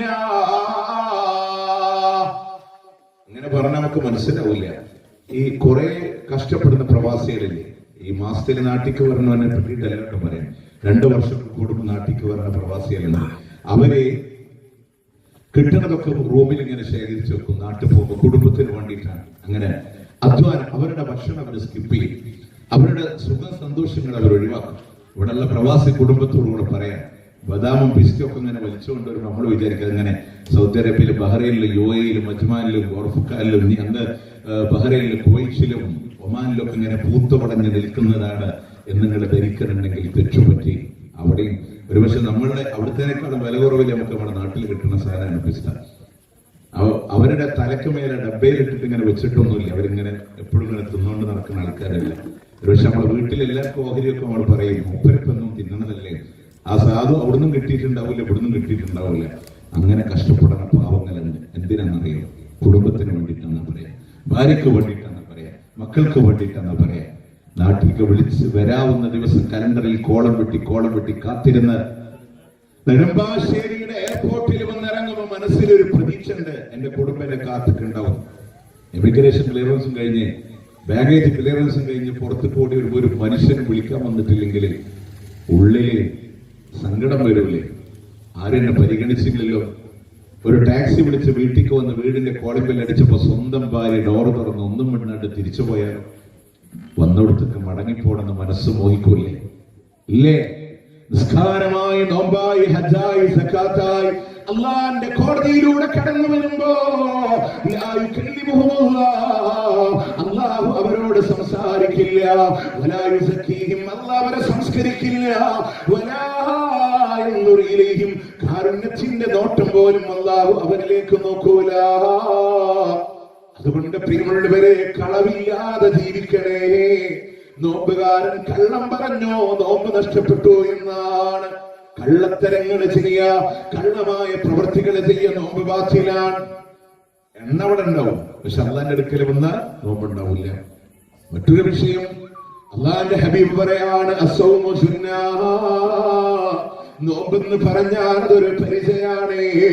മാലം യഹറഖഹാ, അതിനെ നിങ്ങൾ പൊട്ടിച്ചു ധരിപ്പണമാക്കാതിരിക്കുന്നിടത്തോളം കാലം. അവിടെ നിന്ന് സ്വഹാബത്ത് ചോദിക്കുന്നുണ്ട്, എന്തുകൊണ്ടാണ് റസൂലേ നോമ്പെന്ന് പറയുന്ന പരിച അത് തകരാനുള്ള കാരണമെന്ത്? അവിടെ നിന്ന് പറഞ്ഞു, ഒന്നുകിൽ കള്ളം പറയലാണ്, അതല്ലെങ്കിൽ പരദൂഷണം പറഞ്ഞു പോകലാണ്. കള്ളം പറഞ്ഞ നോമ്പ് മുറിയും, പരദൂഷണം പറഞ്ഞാലോ അപ്പോഴും നോമ്പ് മുറിയും. റസൂലുള്ളാഹിനോട് സഹാബത്ത് ചോദിച്ചില്ല, നബിയേ, ഒരാളിൽ ഉള്ള കാര്യം ഞങ്ങൾക്ക് പറയാൻ കഴിയുമോ? ഉള്ള കാര്യം പറയാൻ കഴിയുമോ?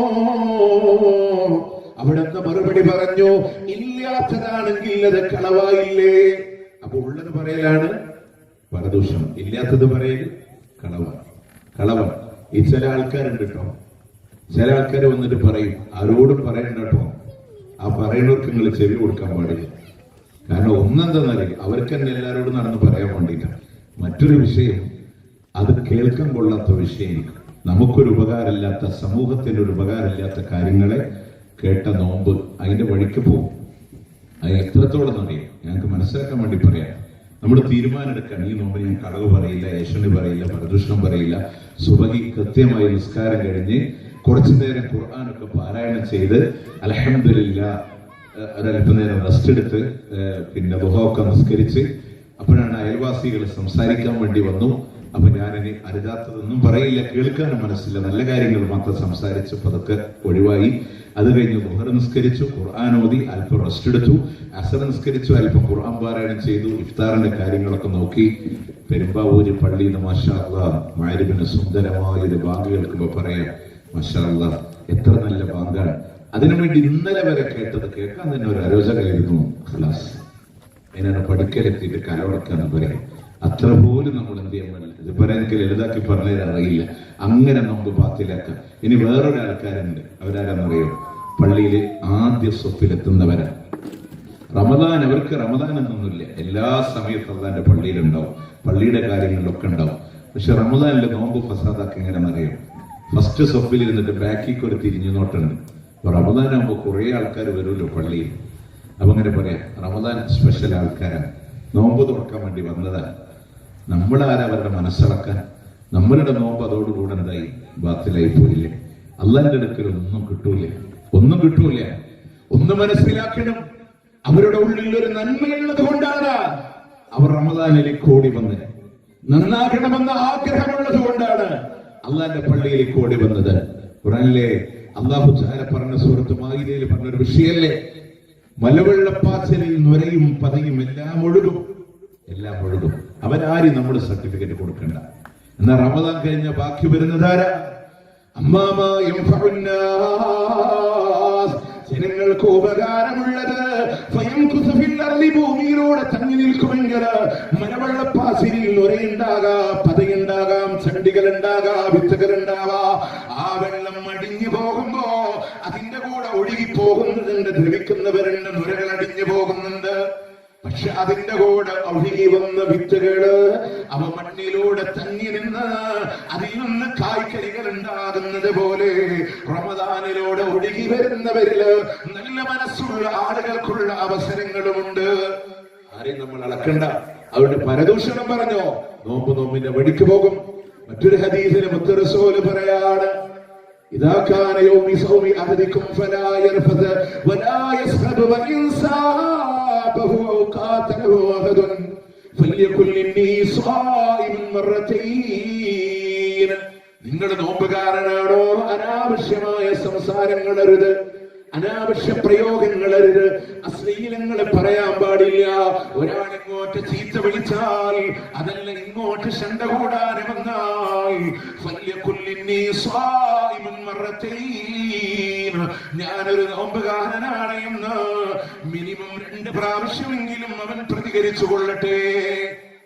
ഒരാൾ ഇങ്ങോട്ട് ശണ്ട കൂടാൻ വന്നാൽ ഞാനൊരു നോമ്പുകാരന് എന്ന് മിനിമം 2 പ്രാവശ്യം അവൻ പ്രതികരിക്കണം. ആരോടും അശ്ലീലമായ പ്രയോഗങ്ങൾ ചിലതൊക്കെ നമ്മളിങ്ങനെ പറഞ്ഞ് നാവിന് ലൈസൻസ് ഇല്ലാതെ പറയുന്ന ആൾക്കാരൊക്കെ ഉണ്ട്. സ്വന്തം ഉമ്മാനോടും ബാപ്പാനോടും മക്കൾക്കിടയിൽ സംസാരിക്കുമ്പോൾ പോലും ചില മോശപ്പെട്ട പദങ്ങൾ. അത് ഓരോ നാട്ടിൽ ഓരോ കൾച്ചറായിരിക്കും. പക്ഷെ എന്തെന്നാണെങ്കിലും എന്റെ കൾച്ചർ ഇസ്ലാമിന്റെ കൾച്ചറാണ്, ഞാനത് പറയാൻ പാടില്ല. ഇനി ഒരാൾ ഇങ്ങോട്ട് ശണ്ട കൂടാൻ വന്നാൽ ഞാനൊരു നോമ്പ് അങ്ങനെ നാവിനെ കൺട്രോൾ ചെയ്യണം. എന്തിനെന്നറിയോ? യാ അയ്യുഹല്ലദീന ആമനൂ كما كتب على الذين من قبلكم لعلكم تتقون. അല്ലയോ വിശ്വാസികളെ, അല്ലാഹു നിങ്ങൾക്ക് നോമ്പിനെ നിർബന്ധമാക്കി തന്നത് കമാ കുതിബ അലല്ലദീന മിൻ ഖബലിക്കും, നിങ്ങളുടെ പൂർവികരുടെ മേൽ നിർബന്ധം നിശ്ചയിക്കപ്പെട്ടതുപോലെ അല്ലാഹു നിങ്ങൾക്ക് നോമ്പിനെ നിർബന്ധമാക്കി തന്നത് ലഅല്ലക്കും തത്തഖൂൻ, മുത്തഖികളായി മാറാനാണ്. എങ്ങനെയാ നോമ്പ് കൊണ്ട് തക്കുവുണ്ടാവാം? നിങ്ങൾ നോക്കി, റമദാനിന്റെ പകല് അയാളുടെ വീട്ടിൽ ഭക്ഷണമുണ്ട്, വെള്ളമുണ്ട്, നമ്മൾ എന്തുകൊണ്ട് കഴിച്ചില്ല? അല്ലാഹു പറഞ്ഞു കഴിക്കണ്ട. അങ്ങനെ ഒരു മാസക്കാലം ശീലിച്ച മനുഷ്യൻ എങ്ങനെയാ റമദാൻ കഴിഞ്ഞ മറ്റൊരാളുടെ മുതലിനോട് അത്യാഗ്രഹം ഉണ്ടാവുക? ലഅല്ലക്കും തത്തഖൂൻ, നിങ്ങളെ തഖ്വയുള്ളവരാക്കി മാറ്റാനാണ്. നോക്കേ, റമദാനിലെ കളവില്ല, ഏഷണില്ല, പരദൂഷണില്ല, ചതിയില്ല, വഞ്ചനയില്ല, ഒന്നുമില്ല. അങ്ങനെ ഒരു മാസക്കാലം ശീലിച്ച മനുഷ്യൻ എങ്ങനെയാ റമദാൻ കഴിഞ്ഞ കവലയിൽ പ്രശ്നം ഉണ്ടാക്കുന്നവനായിട്ട് മാറുക? ലഅല്ലക്കും തത്തഖൂൻ, നിങ്ങളുടെ തഖ്വയുള്ളവരാക്കി മാറ്റാനാണ്. റമദാനിൽ അല്ലാഹു അനുവദിച്ച ഇണയോട് താല്പര്യം തോന്നിയാലും അതിന്റെ പകലിൽ അള്ളാന്റെ പ്രീതിക്ക് വേണ്ടി വിട്ടുനിന്ന് പഠിപ്പിച്ച ഒരു മാസം ശീലിച്ച മനുഷ്യൻ എങ്ങനെയാ റമദാൻ കഴിഞ്ഞാൽ സിന പോലുള്ള വ്യഭിചാരം പോലെയുള്ള മ്ലേച്ഛമായ പ്രവർത്തനങ്ങളിൽ അവന് കാണാൻ? ലഅല്ലക്കും തത്തഖൂൻ, നിങ്ങളെ തഖ്വയുള്ളവരാക്കി മാറ്റാൻ വേണ്ടിയിട്ടാണ്. ഒരു ഹറാമിന്റെ നോട്ടം പോലുമില്ല, അവന്റെ കണ്ണുകളെ താഴ്ത്തിയിടണമെന്ന് പഠിപ്പിച്ച രൂപത്തിൽ ജീവിച്ച മനുഷ്യൻ എങ്ങനെയാ റമദാൻ കഴിഞ്ഞ ഒരു മോശക്കാരനായിട്ട് മാറുക? ലഅല്ലക്കും തത്തഖൂൻ, നിങ്ങളെ തഖ്വയുള്ളവരാക്കി മാറ്റാനാണ്. തഖ്വ എന്നുള്ളത് സൂക്ഷ്മതയിലും ഇബാദത്തുകളെ കൊണ്ട് നിബിഡമായിട്ട് നേടിയെടുക്കാനുള്ളതാണ്. വെറുതെ കയ്യിൽ വരുന്നില്ല, ഇബാദത്തുകളെ കൊണ്ട് സജ്ജമായിട്ട് പോവാം. പ്രിയമുള്ളവരെ, ആ നോമ്പിന് ഈ വക നിബന്ധനകളൊക്കെ പാലിച്ച് ഒഴിവാക്കാൻ പറഞ്ഞതൊക്കെ ഒഴിവാക്കി അതിന്റെ അത്താഴങ്ങളിൽ ശ്രദ്ധ കാണിച്ച് അതിന്റെ ഇഫ്താറിൽ ധൃതി കാണിച്ച് ലാ യസാറുൻ നാസു ബിഖൈരിൻ മാ അജ്സലുൽ ഫിത്റാ, നോമ്പ് തുറക്കാൻ വേണ്ടി മനുഷ്യൻ ധൃതി കാണിക്കുമ്പോഴല്ല അവൻ നന്മയിലായിക്കൊണ്ടേയിരിക്കുകയാ. അങ്ങനെ സമയമായോ ഉടനെ നോമ്പ് തുറക്കണമെന്നാണ്. സമയമായാൽ ധൃതി കാണിക്കാന്ന് പറഞ്ഞത് കിട്ടിയതൊക്കെ വാരി പിടിച്ച് തിന്നണമെന്നല്ല കേട്ടോ. നമ്മൾ ആലോചിച്ചൊക്കെ എല്ലാ സൽക്കർമ്മങ്ങൾക്കും പ്രാധാന്യം വേണമെന്ന് പറയുന്ന മാസം നമ്മൾ വിട്ടുപോണ ഒരു നന്മ ഉണ്ട്. ഏതെന്നറിയാം? മഗ്‌രിബ് ബാങ്കിന് ജവാബ് കൊടുക്കുന്ന എത്ര ആൾക്കാരുണ്ടാവും നമ്മുടെ കൂട്ടത്തില്? അല്ലാഹു അക്ബർ എന്ന് പറഞ്ഞപ്പോ ഈത്തപ്പഴം കൊടുത്ത വായന പിന്നെ ഭാഗത്തൊക്കെ നമ്മൾ നോക്കിയിട്ടില്ല. അങ്ങനല്ലേ? പക്ഷേ നിങ്ങൾ ആലോചിച്ചൊക്കെ അവിടെ നിന്ന് സമയമായ ഉടനെ നോമ്പ് തുറക്കുക. നമ്മുടെ ആൾക്കാരൊക്കെ ധാരണ ആ പള്ളിയിൽ നിന്ന് ബാങ്ക് കേൾക്കട്ടെ, ഈ പള്ളിയിൽ നിന്ന് ബാങ്ക് കേൾക്കട്ടെ, ഇനി തെറ്റിയിട്ടുണ്ടെങ്കിൽ ഇപ്പൊ ലായിലാഹിലുള്ളവരായിക്കോട്ടെ. എന്തിനാ? നിങ്ങൾക്കറിയോ പള്ളിയിൽ ബാങ്ക് കൊടുക്കണം, മുഅദ്ദിന് നോമ്പ് തുറന്നിട്ടാ ബാങ്ക് കൊടുക്കണേ. ആള് നോമ്പ് തുറന്നിട്ടാ ബാങ്ക് കൊടുക്കണം. പിന്നെ നമ്മൾ സൂക്ഷ്മ അപ്പുറത്തൊക്കെ ലായിലാഹിലതൊക്കെ ഉടനെ എന്തിനാ? അതുകൊണ്ട് സമയമാവുക, ബാങ്ക് കൊടുക്കുക എന്നുള്ളതല്ല കണ്ടീഷൻ, സമയമാവുക എന്നുള്ളതാണ് നോമ്പ് തുറക്കാനുള്ള നിബന്ധന. പിന്നെ ഇപ്പൊ കുറെ ആൾക്കാരുണ്ട് സൂക്ഷ്മത. ഈ പള്ളിയിലെ ബാങ്ക് കൊടുക്കട്ടെ, ആ പള്ളിയിൽ നിങ്ങൾ ആലോചിച്ചോക്ക്. സൂക്ഷ്മതക്ക് വേണ്ടിയിട്ട് നേരം വൈകി ബാങ്ക് കൊടുക്കാം മഗ്‌രിബിന് റമദാനിൽ. മിനിമം ഒരു ആൻഡ്രോയിഡ് ഫോൺ കയ്യിലില്ലാത്ത ആരുമില്ലല്ലോ. ആ ഫോണിൽ ഗൂഗിളിൽ ജസ്റ്റ് ഒന്ന് ടുഡേ മഗ്‌രിബ് ടൈം അല്ലെങ്കിൽ മഗ്‌രിബ് ടൈം ടുഡേ ജസ്റ്റ് ഒന്ന് അടിച്ചാൽ നിങ്ങൾക്ക് ഇവിടെ എന്താ ഈ സ്ഥലം മുകളോ ഇവിടെ കിട്ടും നിങ്ങൾക്ക് കൃത്യമായിട്ട്, അല്ലെ? കറക്റ്റ് ഏത് നാട്ടിൽ മഗ്‌രിബിന്റെ ടൈം നമുക്ക് അറിയാൻ പറ്റും. ആ സമയത്ത് ബാങ്ക് കൊടുക്കണം എന്നുള്ളതുകൊണ്ടാണ്. പിന്നെ ചില ആൾക്കാർ സൂക്ഷ്മതക്ക് വേണ്ടിയിട്ട് അങ്ങോട്ട് ഇങ്ങനെ നീട്ടി വെച്ചേക്ക് 5 മിനിറ്റ്. 10-65 കൊല്ലം മുമ്പ് വയനാട്ടുകാരനോട് തങ്ങലുണ്ടാക്കിയ നിയമമാണ് ഇന്ന് 5 മിനിറ്റ് വൈകിട്ട് ബാങ്ക് കൊടുക്കാം മഗ്‌രിബ്. എന്നിട്ട് നമ്മളെ കുറ്റം പറയും സലഫി പള്ളിയിൽ നേരത്തെ ബാങ്ക് കൊടുത്തു. ആ സമയത്തൊന്ന് വൈകി ബാങ്ക് കൊടുക്കുക. എല്ലാവർക്കും മൊബൈലിൽ കിട്ടുന്ന കാര്യമില്ല, ഇന്ന ടൈമിലാണ് ബാങ്ക് എന്നുള്ള. ആ സമയം റസൂലുള്ളാഹി വാഹനമൃഗത്തിരിക്കുമ്പോ പറഞ്ഞു ഉളൂടുക്കാൻ നോമ്പ് തുറക്കാനുള്ളത് എടുക്കാൻ. അവര് പറഞ്ഞു റസൂലേ അസ്തമന ശോഭ ഒന്നുകൂടെ പ്രകടമായിക്കോട്ടെ, അള്ളാന്റെ ഹബീബ് ആവർത്തിക്കുന്നുണ്ട് നോമ്പ് തുറക്കാനുള്ളത് എടുക്ക്. അവര് പറഞ്ഞു ഒന്നുകൂടെ പ്രകടമായിക്കോട്ടെ. അള്ളാന്റെ ഹബീബ് ദേഷ്യപ്പെടുകയാണ്, സമയമായോ ഉടനെ നിങ്ങളുടെ നോമ്പ് തുറക്കണമെന്നാണ്. പിന്നൊരു കാര്യം എന്താണ്? സുബഹി ബാങ്ക് നേരത്തെ കൊടുക്കുക. നോമ്പ് ബാക്കിനെ വന്നിരിക്കാം, സൂക്ഷ്മതയുടെ പേര് പറഞ്ഞ് മഗ്‌രിബ് വൈകിപ്പിച്ചിട്ട് സുബഹി നേരത്തെ കൊടുക്കുക. അതുപോലെ മുജാഹിദർക്ക് നേരത്തെ നോമ്പ് തുറക്കാനുള്ള തിരക്കൊണ്ടാണ്.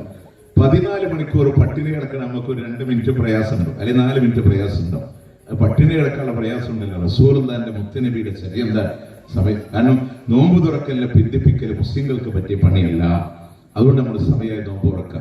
സുബഹി നേരത്തെ ബാങ്ക് കൊടുക്കുക. ഞാൻ ഈ നേരത്തെ ബാങ്ക് കൊടുക്കുന്ന ആൾക്കാരെ ഫത്വ പ്രകാരം ഞാൻ ചോദിക്കാം, നമ്മൾ നേരത്തെ ബാങ്ക് കൊടുക്കുക. ഈ ഉമ്മാരൊക്കെ വീട്ടിൽ ഇങ്ങനെ അത്താഴമൊക്കെ കഴിച്ചിട്ട് നിസ്കാരക്കുപ്പായൊക്കെ ഇട്ട് റെഡി ആയിട്ടിരിക്കാൻ, ബാങ്ക് കൊടുത്ത് നിസ്കരിച്ചിട്ട് വേണം ഉറങ്ങാൻ. ബാങ്ക് കൊടുത്ത പാട് അവര് സുബഹി നിസ്കരിച്ചാൽ ആ ഉമ്മാന്റെ അവസ്ഥ എന്തായിരിക്കും? നിങ്ങളെ സമസ്തന്റെ ഫത്വ പ്രകാരം എന്തായിരിക്കും അവസ്ഥ? അതുകൊണ്ട് എന്താണ് ഉള്ളത് ഉള്ളതിനുള്ളത് പോലെ ചെയ്യാം. അങ്ങനെ നമ്മൾ നോമ്പെടുത്താൽ കിട്ടണ കൂലി എന്താണെന്നറിയാം? ഒരു കണ്ടീഷൻ കൂടെ പറഞ്ഞു മുത്തനബി,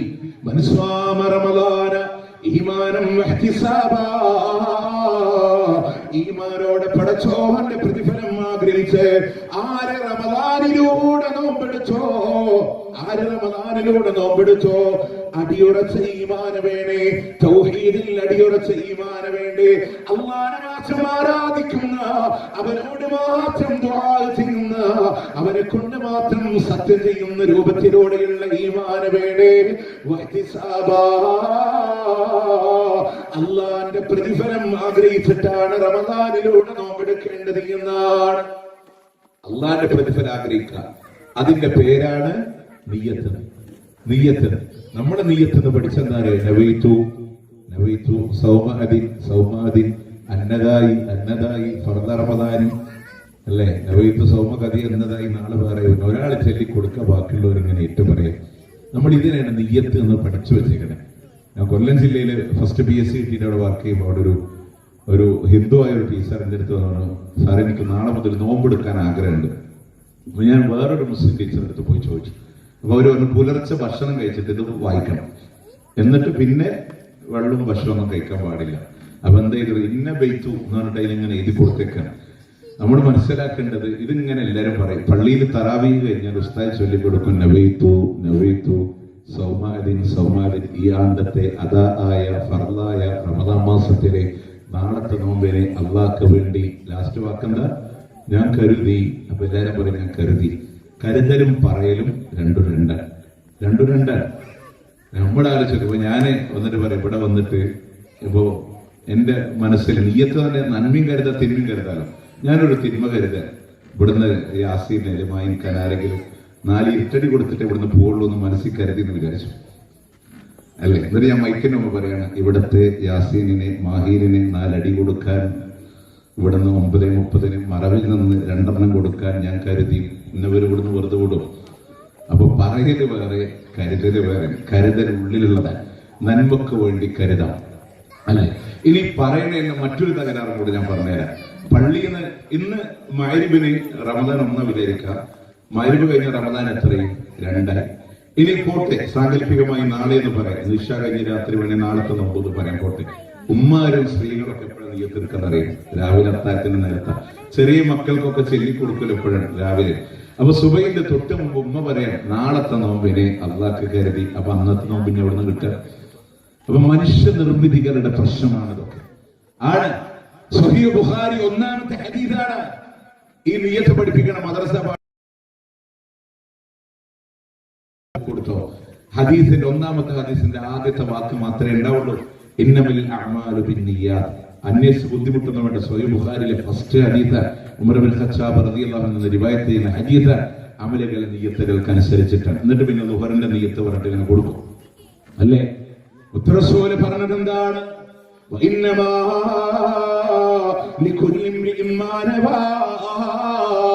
ഒരു മനുഷ്യൻ എന്ത് കരുതിയോ അതാണ് അയാൾക്ക് ലഭിക്കുന്നത് എന്നാണ്. എന്നിട്ട് റസൂൽ പറയാണ്, ഫമൻ കാനത ഹിജ്റതുഹു ഇലല്ലാഹി വറസൂലിഹി ഫഹിജ്റതുഹു ഇലല്ലാഹി വറസൂലിഹി. ഒരാളുടെ ഹിജ്റ അല്ലാഹുവിലേക്കും റസൂലിലേക്കുമാണെങ്കിൽ അവന്റെ ഹിജ്റ അല്ലാഹുവിലേക്കും റസൂലിലേക്കും തന്നെയാണ്.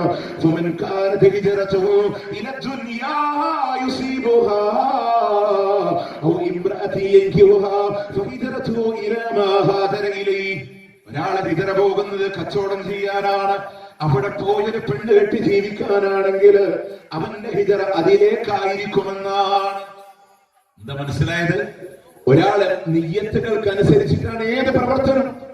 നിസ്കാരം മാത്രമല്ല, നോമ്പ് മാത്രമല്ല, വുളൂ മാത്രമല്ല, 1 രൂപയുടെ സ്വതക്ക് ഒരാളുടെ കൈവെള്ളയിൽ വെച്ചു കൊടുക്കുന്നുണ്ടെങ്കിൽ പോലും അതിന് പ്രതിഫലം ഒന്ന് തരണമെങ്കിൽ നിയ്യത്തുണ്ടാവണം. ആ നിയ്യത്താണ് ഒരു മനുഷ്യൻ എന്ത് കരുതിയോ അത് കിട്ടും. അതായത് മക്കയിൽ നിന്ന് ഹിജ്റ പോണ ഒരാൾ കരുതാൻ അവിടുത്തെ അള്ളാന്റെ റസൂലിന്റെ മാർഗത്തില് കൂലി കിട്ടാനാണ് ഹിജ്റ പോയതെങ്കിൽ അവൻ ആ പ്രതിഫലമുണ്ട്. അല്ല, ഒരാൾ ഹിജറ പോകുമ്പോൾ മനസ്സിൽ കരുതുന്നത് മദീന പോയാൽ കുഴപ്പമില്ല, അവിടെ പോയിട്ട് പുതിയൊരു കച്ചവടം തുടങ്ങണം, അവിടെ പോയി ഒരു വിവാഹ ജീവിതം നയിക്കണം എന്ന് ആഗ്രഹിച്ചാൽ ആ കാര്യം കച്ചവടം തുടങ്ങാൻ പെണ്ണും കെട്ടെന്നല്ലാതെ അള്ളാഹിന്റെ അടുക്കുന്ന എന്തുണ്ടാവില്ല, പ്രതിഫലം ഉണ്ടാവില്ല. അപ്പൊ നിയ്യത്ത് എന്നുള്ളത് പർവ്വത സമാനമാണ്. ഒരാൾ നോമ്പ് കൊണ്ട് അള്ളാഹു എനിക്ക് സ്വർഗം തരണേ, ഈ നോമ്പ് കൊണ്ട് നരകമോചനം തരണേ, എന്റെ പാപങ്ങൾ പുറത്തു തരണേ, അള്ളാഹിനെ കാണാനുള്ള തൗഫീഖ് തരണേ, ഈ ആഗ്രഹത്തോടുകൂടെ നോമ്പിനെ കരുതി പ്രവേശിക്കലാണ് നിയ്യത്ത്. അതെപ്പോ കരുതി ഇറങ്ങണം? സുബഹിന്റെ മുമ്പ് തന്നെ മനസ്സിൽ തീരുമാനം ഉറപ്പിച്ചിട്ട് ഇറങ്ങണം. അതിനാ നിയ്യത്ത് എന്ന് പറയാ. മാത്രമല്ല, ഇത് സുന്നത്ത് നോമ്പാണ്. ഒരാൾക്ക് ദുഹറിന്റെ മുമ്പ് കരുതിയാലും മതി, പക്ഷേ ഭക്ഷണം കഴിക്കാൻ പാടില്ല. ആ ഒരു കരുതലുണ്ടാവും മനസ്സിൽ. എന്നിട്ട് അതിലേക്ക് വേണ്ടി എന്ത് ചെയ്യാം? ഇറങ്ങിത്തിരിക്കാൻ നല്ലതാ.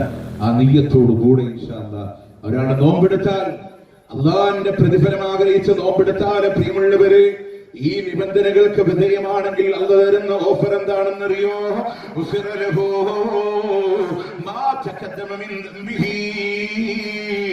അവന്റെ കഴിഞ്ഞുപോയ കാലങ്ങളിലെ പാപങ്ങള് അള്ളാഹു പൊറുച്ചു കൊടുത്തു എന്നാണ്. എന്ന വാക്കിന് പൊറുച്ചു കൊടുത്തു എന്നാണ്. പൊറുക്കപ്പെടുമെന്നല്ലേ മലയാളത്തിലൂടെ പറയേണ്ടത്. പക്ഷെ അള്ളാഹു അവിടെ പാസ്റ്റ് ടെൻസിനെ ഉപയോഗിച്ചത് 100% ഉറപ്പുള്ളത് കൊണ്ടാണ്. പാപമോചനമുണ്ട്.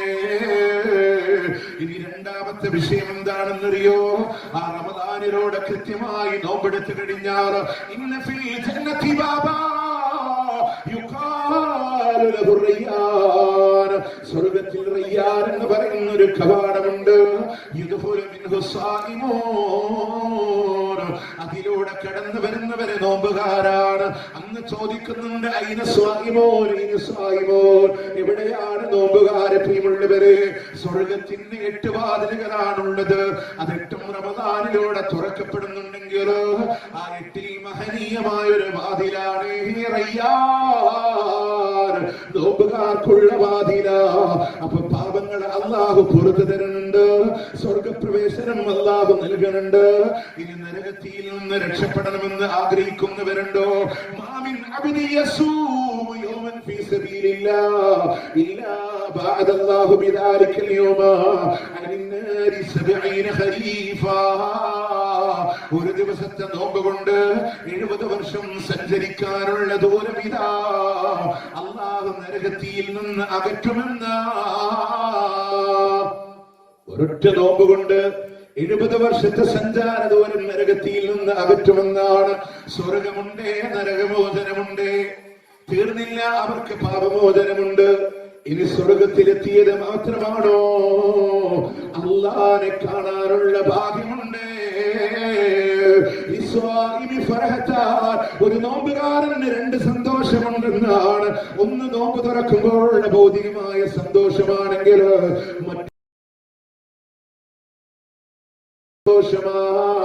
അള്ളാനെ കണ്ടുമുട്ടുന്ന സന്തോഷമാണ്. സ്വർഗത്തിലുള്ള എല്ലാ അനുഭൂതികളും അള്ളാഹു കൊടുക്കുമ്പോ ഇതിനേക്കാളും വലുത് നിങ്ങൾക്ക് വേണോ എന്ന് അള്ളാഹു സ്വർഗാവകാശികളോട് ചോദിക്കുമ്പോ, അള്ളാഹുവേ തന്നത് തന്നെ ധാരാളമാണോ, ഇതിനേക്കാളും വലുതുണ്ടോ? അള്ളാഹു അവർക്കും റബ്ബിനും ഇടയിലുള്ള മറ നീക്കുകയാണ്. അള്ളാനെ കാണാൻ കഴിയുമെന്ന സ്വഹാബത്ത് ചോദിക്കുന്നുണ്ട്, അങ്ങനെ ശരിക്കും അള്ളാനെ കാണുമോ നബിയെ? കാർമേഘങ്ങളുടെ തടസ്സമില്ലാത്ത 14-ാം രാവിലെ പൂർണ്ണചന്ദ്രനെ എങ്ങനെ നിങ്ങളെ കാണുന്നുവോ അതിനേക്കാളും മനോഹരമായി അള്ളാനെ കാണാൻ കഴിയുമെന്നാണ്. അതിനേക്കാളും മനോഹരമായിട്ട് അള്ളാനെ കാണാൻ കഴിയുന്നതാണ് സ്വർഗത്തിലെ നോമ്പുകാരൻ. ഇനി അള്ളാനെ കാണുമ്പോൾ അവന്റെ വായിന്റെ അവസ്ഥ എന്താ?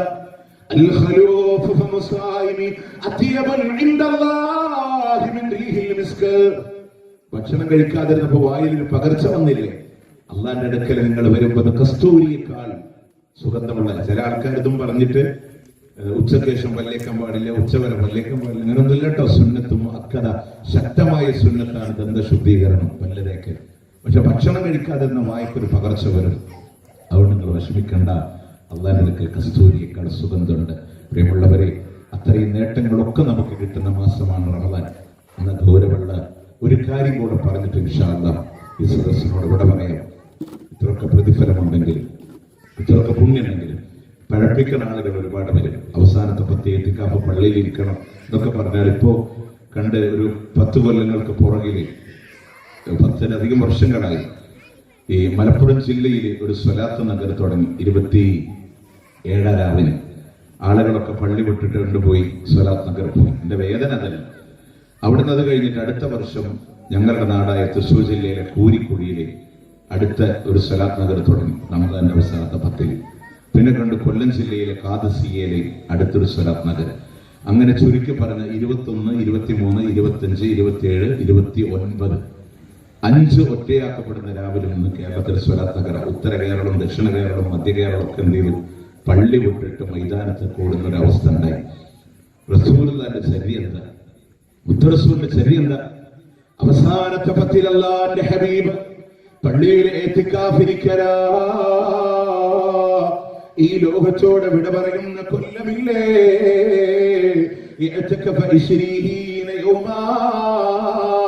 20 ദിവസമാണ് ഇഅ്തികാഫിരുന്നത് എന്നാണ്. അല്ലാഹുവിന്റെ പള്ളിയിൽ ഇരിക്കുക ഇഅ്തികാഫിരിക്കുക, അതാണ് സുന്നത്ത്. അവസാനത്തെ 10 ഇതാർക്കും അറിയാത്തോണ്ടൊന്നല്ല. നബിയുടെ റസൂല് പോലും പാതിരാത്രി മുസ്ലിം വിട്ട് പോവില്ല. പിന്നെ മുസ്ലിം കൊണ്ട് നമ്മൾ ഓടിയത് വിളിക്കാൻ മലപ്പുറം ജില്ലയിലെ കോണോമ്പാറയിലെ മുട്ടിപ്പടിയിലെ സ്വലാത്ത് നഗർ. അള്ളാന്റെ മുത്തനബി എന്തൊന്ന് പറഞ്ഞു അവിടെ നിൽക്കണം. എല്ലാവരോടും പള്ളി വിട്ട് മുസ്ലിങ്ങളിലേക്ക് പള്ളിക്ക് കയറ്റി. നമ്മുടെ പറഞ്ഞ മുസ്ലിലേക്ക് പോരെ. അവിടെ സ്ത്രീകളോട് വരെ പങ്കെടുക്കാൻ പറഞ്ഞു. നിങ്ങൾക്കറിയോ, എല്ലാവർക്കും അറിയാവുന്ന തന്നെയാണ്. നിങ്ങൾ യൂട്യൂബിൽ വേണമെങ്കിൽ സെർച്ച് ചെയ്താലേ ചില ഉസ്താദന്മാരുടെ പ്രസംഗം. ഞാനൊരു പേര് പറയുന്നത് ഒരു വ്യക്തിയും താറടിച്ച എന്ന് നിങ്ങളുടെ ഏലംകുളം എന്നടിച്ചു നോക്കിയാൽ അദ്ദേഹത്തിന്റെ പ്രസംഗത്തിന്റെ അവസാനങ്ങളിൽ ഒരേ സെന്റൻസ് ഉപയോഗിക്കലുണ്ട്. വലത് കൈ ഇടത് പോക്കറ്റിലിട്ട് കിട്ടാവുന്നിടത്തോളം നിങ്ങൾ എടുക്കുക. സ്വതക്കക്ക് വേണ്ടി പറയുന്നതാണ്. സ്ത്രീകളെ റസൂലുള്ളാഹിന്റെ കാലത്ത് സ്ത്രീകളുടെ ഭാഗത്തേക്ക് ബിലാൽ റളിയല്ലാഹു അൻഹു പിരിക്കാൻ വേണ്ടി പറഞ്ഞു വിട്ടപ്പോ സ്ത്രീകൾ അവരുടെ കാതാഭരണങ്ങൾ പറിച്ചൂരി. ആ തുണിയിൽ രക്തത്തിന്റെ അടയാളം ഉണ്ടായിരുന്നു എന്ന് അദ്ദേഹം ഉദ്ധരിക്കാറുണ്ട്. ഞാൻ പറയുന്നത് ആ ഉസ്താദിനോടുള്ള എല്ലാ ബഹുമാനം വെച്ച് ഞാൻ പറയാൻ അതിനെ ഞാൻ 100% അംഗീകരിക്കും. അദ്ദേഹം പറഞ്ഞ സംഭവം ശരിയാണ്. ബിലാൽ റളിയല്ലാഹു അൻഹു പിരിക്കാൻ പോയപ്പോ കാതാഭരണം പറിച്ചൂരി അടയാളം ഉണ്ടായി. പക്ഷെ ഹദീസ് ഏതാണ്? സ്വഹീഹ് മുസ്ലിമിലെ ആ ഹദീസ് ഏതാണ്? നബി സല്ലല്ലാഹു അലൈഹി വസല്ലമ ജബാന എന്ന് പറയുന്ന മുസല്ലാഹിൽ വെച്ച് പെരുന്നാൾ നമസ്കാരം നിർവഹിക്കുകയാണ്. അനന്തരം സ്വതക്ക കൊണ്ട് കൽപ്പിക്കുകയാ.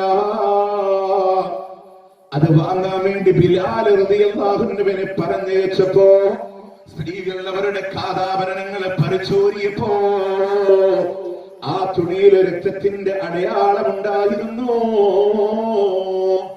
അപ്പൊ ഹദീസ് മുഴുവെടുത്ത നമുക്ക് കിട്ടുന്ന പാടെന്താ? നിസ്കാരം പള്ളിയിലായിരുന്നില്ല, മുസല്ലയിലായിരുന്നു.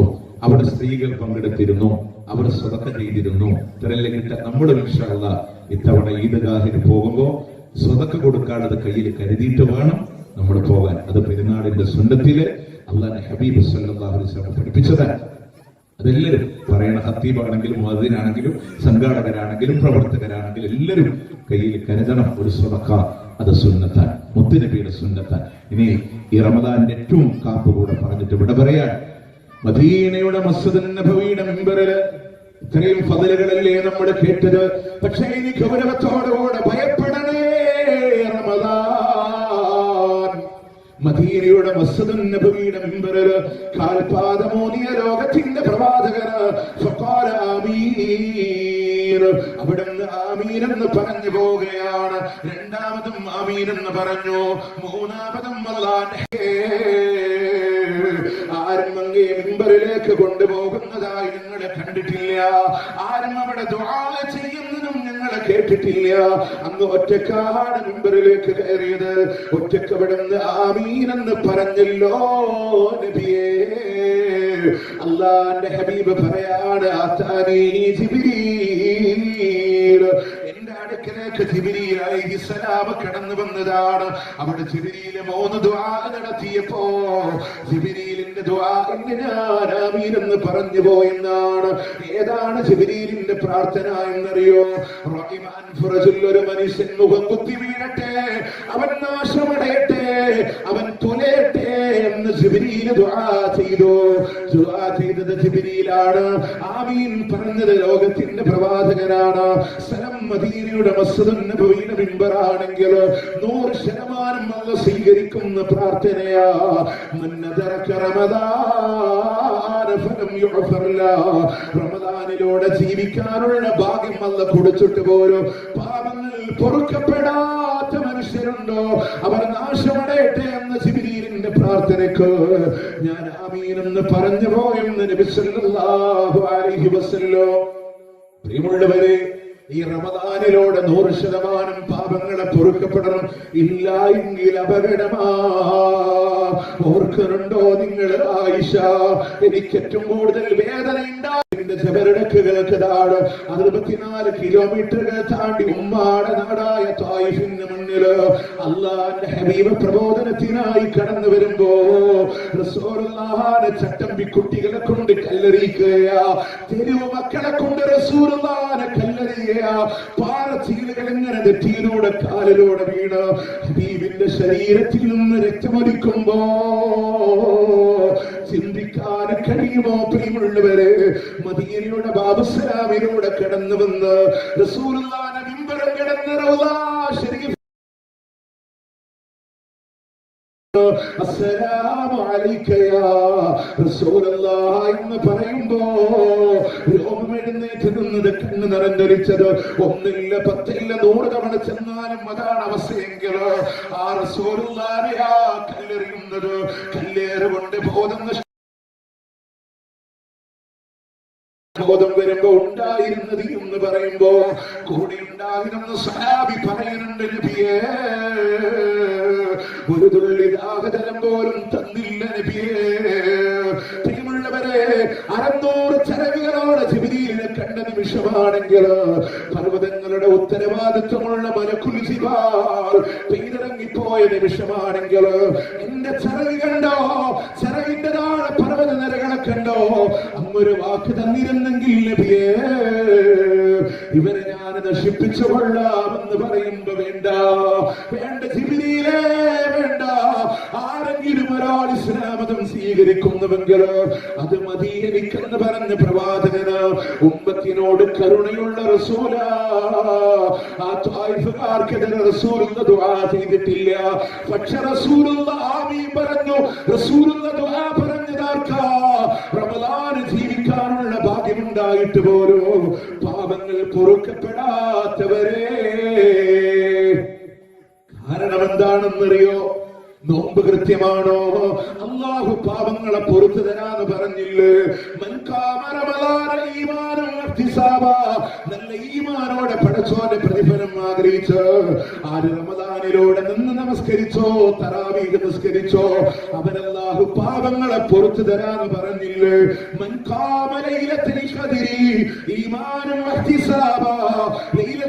ഖദറിന്റെ രാവിലെ രാത്രി നിസ്കാരന്മാരെ നിർവഹിക്കുന്നു, അവനും അല്ലാഹു പാപങ്ങളെ പൊറുത്തു.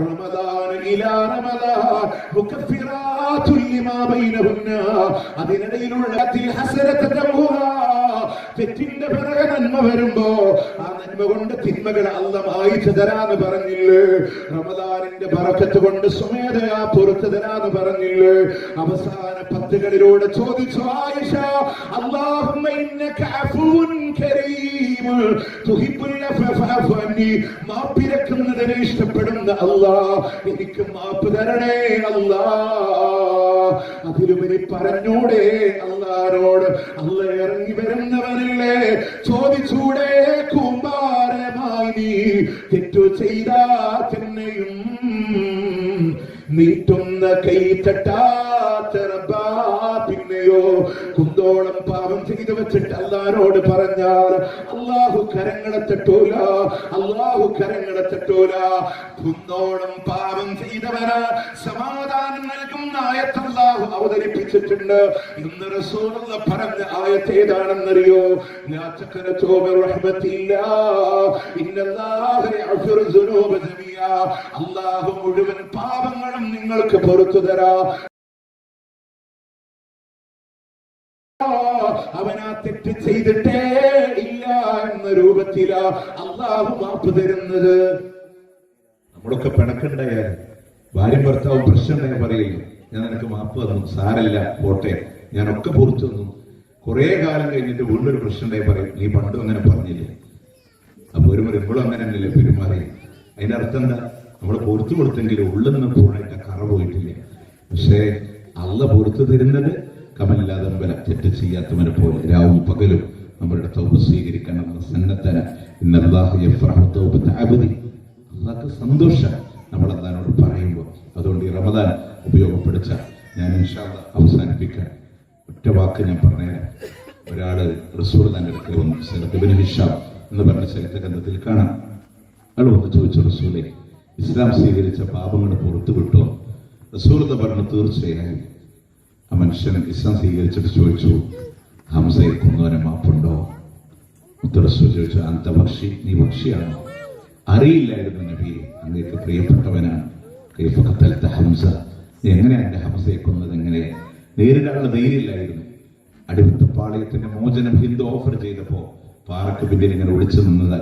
ശത്രുവിനോട് പോരടിച്ച് ഹംസ റളിയല്ലാഹു അൻഹു കടന്നു വന്നപ്പോ കയ്യിലുള്ള ചാട്ടൊടി ഞാൻ എറിഞ്ഞപ്പോ അദ്ദേഹത്തിന്റെ അടിവയറിൽ വന്ന് വീഴുന്ന രംഗം പറഞ്ഞപ്പോ റസൂലുള്ളാഹി സ്വല്ലല്ലാഹു അലൈഹി വസല്ലം മുഖം തിരിച്ചിട്ട് പറഞ്ഞു, ഹൽ തസ്തതിയ അൻ തഹീബ അന്നി, പറ്റുമെങ്കിൽ എന്റെ മുമ്പിലൊന്ന് വരാതിരിക്കോ പക്ഷി. എനിക്ക് നിന്നോട് വെറുപ്പില്ല, പക്ഷെ നിന്റെ മുഖം കാണുമ്പോ എനിക്ക് എന്റെ ഹംസയെ ഓർമ്മ വരാൻ. ഉഹുദിന്റെ രണഭൂമിയില് വികൃതമായ ശരീരത്തോട്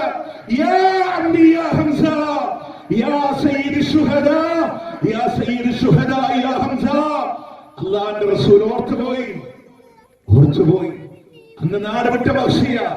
പിന്നീട് തിരിച്ചു വരുന്നത് യമാമ യുദ്ധത്തിൽ മുസൈലിമത്തുൽ കദ്ദാബ് എന്ന കള്ളപ്രവാചകനെ കൊന്നത് വഹ്ഷിയ.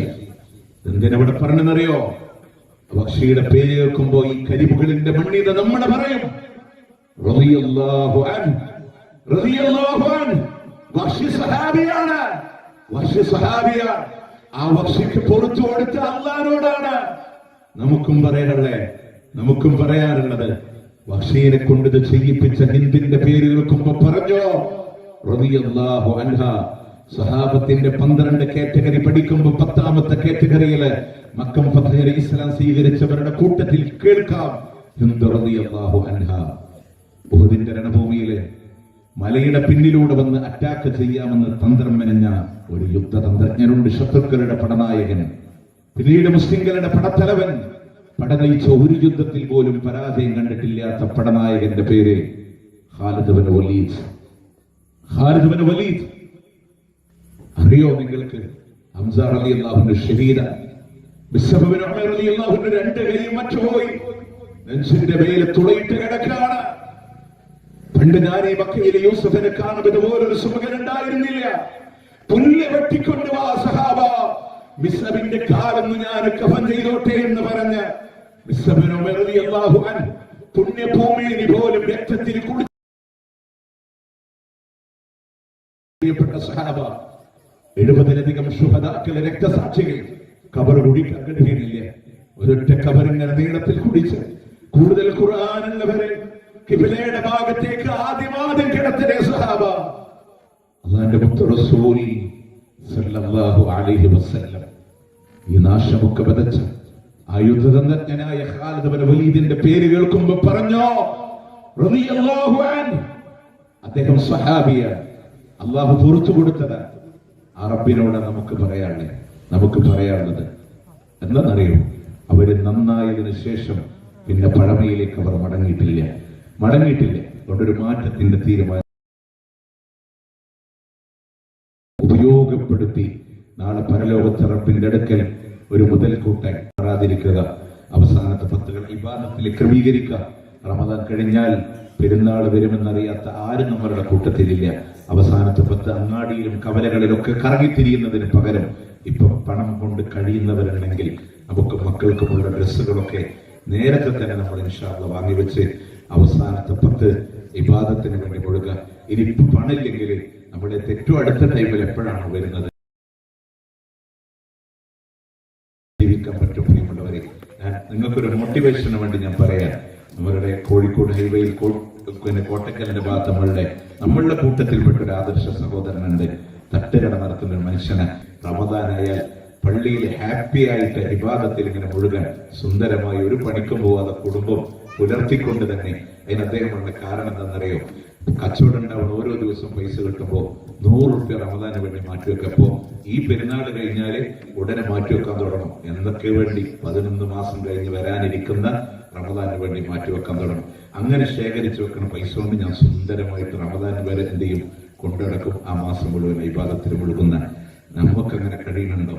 പെരുമ്പലാവ് സെന്ററിൽ KR ബാറിന്റെ അപ്പുറത്ത് റെസ്റ്റോറന്റ് ഉണ്ട്. അതിന് മുമ്പില് നിങ്ങൾ യാത്ര ചെയ്യുമ്പോൾ ഒരു മനുഷ്യനെ കാണാം. 76 കഴിഞ്ഞ് 77 വയസ്സുള്ള നമ്മളുടെ ജാമ്യലിന്റെ പള്ളിയിൽ റമദാന്റെ 10 റമദാനിൽ എത്തിക്കാഫിരിക്കാൻ അവിടെ പോയിരിക്കുന്ന ഒരു സുഹൃത്തുണ്ട്. അത്രയും പ്രായമായി, എക്സ് ഗൾഫാണ്. കുടുംബത്തിന് വേണ്ടി അദ്ദേഹം അധ്വാനിച്ചു. മകനൊന്ന് സെറ്റിലായപ്പോ അദ്ദേഹം എല്ലാം ഒഴിവാക്കി നാട്ടിൽ വന്നതാണ്. അള്ളാഹുവിന്റെ ഖളാ. അദ്ദേഹത്തിന്റെ മകന് ഒരു പ്രയാസം പറ്റി കോമ സ്റ്റേജിൽ ട്യൂബിട്ട് ഭക്ഷണം കൊടുക്കുന്ന ഒരു സാഹചര്യത്തിൽ മോന്റെ ഭാര്യ, മോന്റെ മക്കള്, മകന്റെ ചികിത്സ, അദ്ദേഹത്തിന്റെ പെൺമക്കള്, അദ്ദേഹത്തിന്റെ വൈഫ്, 77 മനുഷ്യൻ ഒരു സെക്യൂരിറ്റിക്കാരനായി ജോലി ചെയ്ത് ആ കുടുംബം പോറ്റുന്ന ഈ പ്രാരാബ്ധമുള്ള മനുഷ്യന് റമദാന് ലീവ് എടുത്തിട്ട് അള്ളാന്റെ പള്ളിയില് അത് ജീവിതത്തിന്റെ കാൽക്കുലേഷന് നമ്മൾ കൊടുക്കുന്ന പ്രയോറിറ്റിയാണ്. അത്ര അത്യാവശ്യമില്ലാത്ത കാര്യങ്ങളൊക്കെ മാറ്റിവെച്ച് ജോലി ക്രമീകരിക്കാൻ കഴിയുന്നവർ ക്രമീകരിച്ച് ഒരു മാസത്തിനെ ഉപയോഗപ്പെടുത്തണേന്ന് ഒരിക്കൽ കൂടെ ഓർപ്പെടുത്താൻ അള്ളാഹുവേ സ്വീകരിക്കണേ അല്ലാഹ്, സ്വീകരിക്കണേ അല്ലാഹ്. ഈ പറഞ്ഞ ആളുകൾക്കൊക്കെ അള്ളാഹുവേ അർഹമായ പ്രതിഫലം നൽകി അനുഗ്രഹിക്കണേ അല്ലാഹ്. പ്രയാസപ്പെടുന്നവർക്ക് അതിനുള്ള ദൂരീകരണം നൽകി നിശിഫ നൽകി അനുഗ്രഹിക്കണേ അല്ലാഹ്. അള്ളാഹുവേ ഞങ്ങളുടെ റമദാനിൽ ഇബാദത്തുകളിലൂടെ മുന്നോട്ട് പോകാൻ തൗഫീഖും താഖത്തും നൽകി നീ അനുഗ്രഹിക്കണേ അല്ലാഹ്. اللهم اغفر للمؤمنين والمؤمنات والمسلمين والمسلمات الأحياء منهم والأموات إنك مجيب الدعوات يا قاضي الحاجات. اللهم أعز الإسلام والمسلمين وأذل الشرك والمشركين. اللهم انصر إخواننا المسلمين في فلسطين. اللهم انصر إخواننا المسلمين المضاعفين المجاهدين في فلسطين وفي رفاه وفي غزة. اللهم كن لهم نصيرا ولا تكن عليهم. اللهم ارحم موتاهم واشف مرضاهم وتقبل شهداءهم. اللهم افتح المسجد الأقصى. اللهم لا تسلط علينا من لا يرحمنا. اللهم بلغنا رمضان، بلغنا رمضان، بلغنا رمضان. ربنا تقبل منا إنك أنت السميع العليم وتب علينا إنك أنت التواب الرحيم واغفر لنا يا غافر المذنبين. وصلى الله على نبينا محمد وعلى آله وصحبه أجمعين. നിങ്ങളുടെയൊക്കെ പ്രാർത്ഥനയിൽ എന്നെ കൂടെ ഉൾപ്പെടുത്തണമെന്ന ദുആ വസിയത്തോടെ അസ്സലാമു അലൈക്കും വറഹ്മത്തുള്ളാഹി വബറകാതുഹു.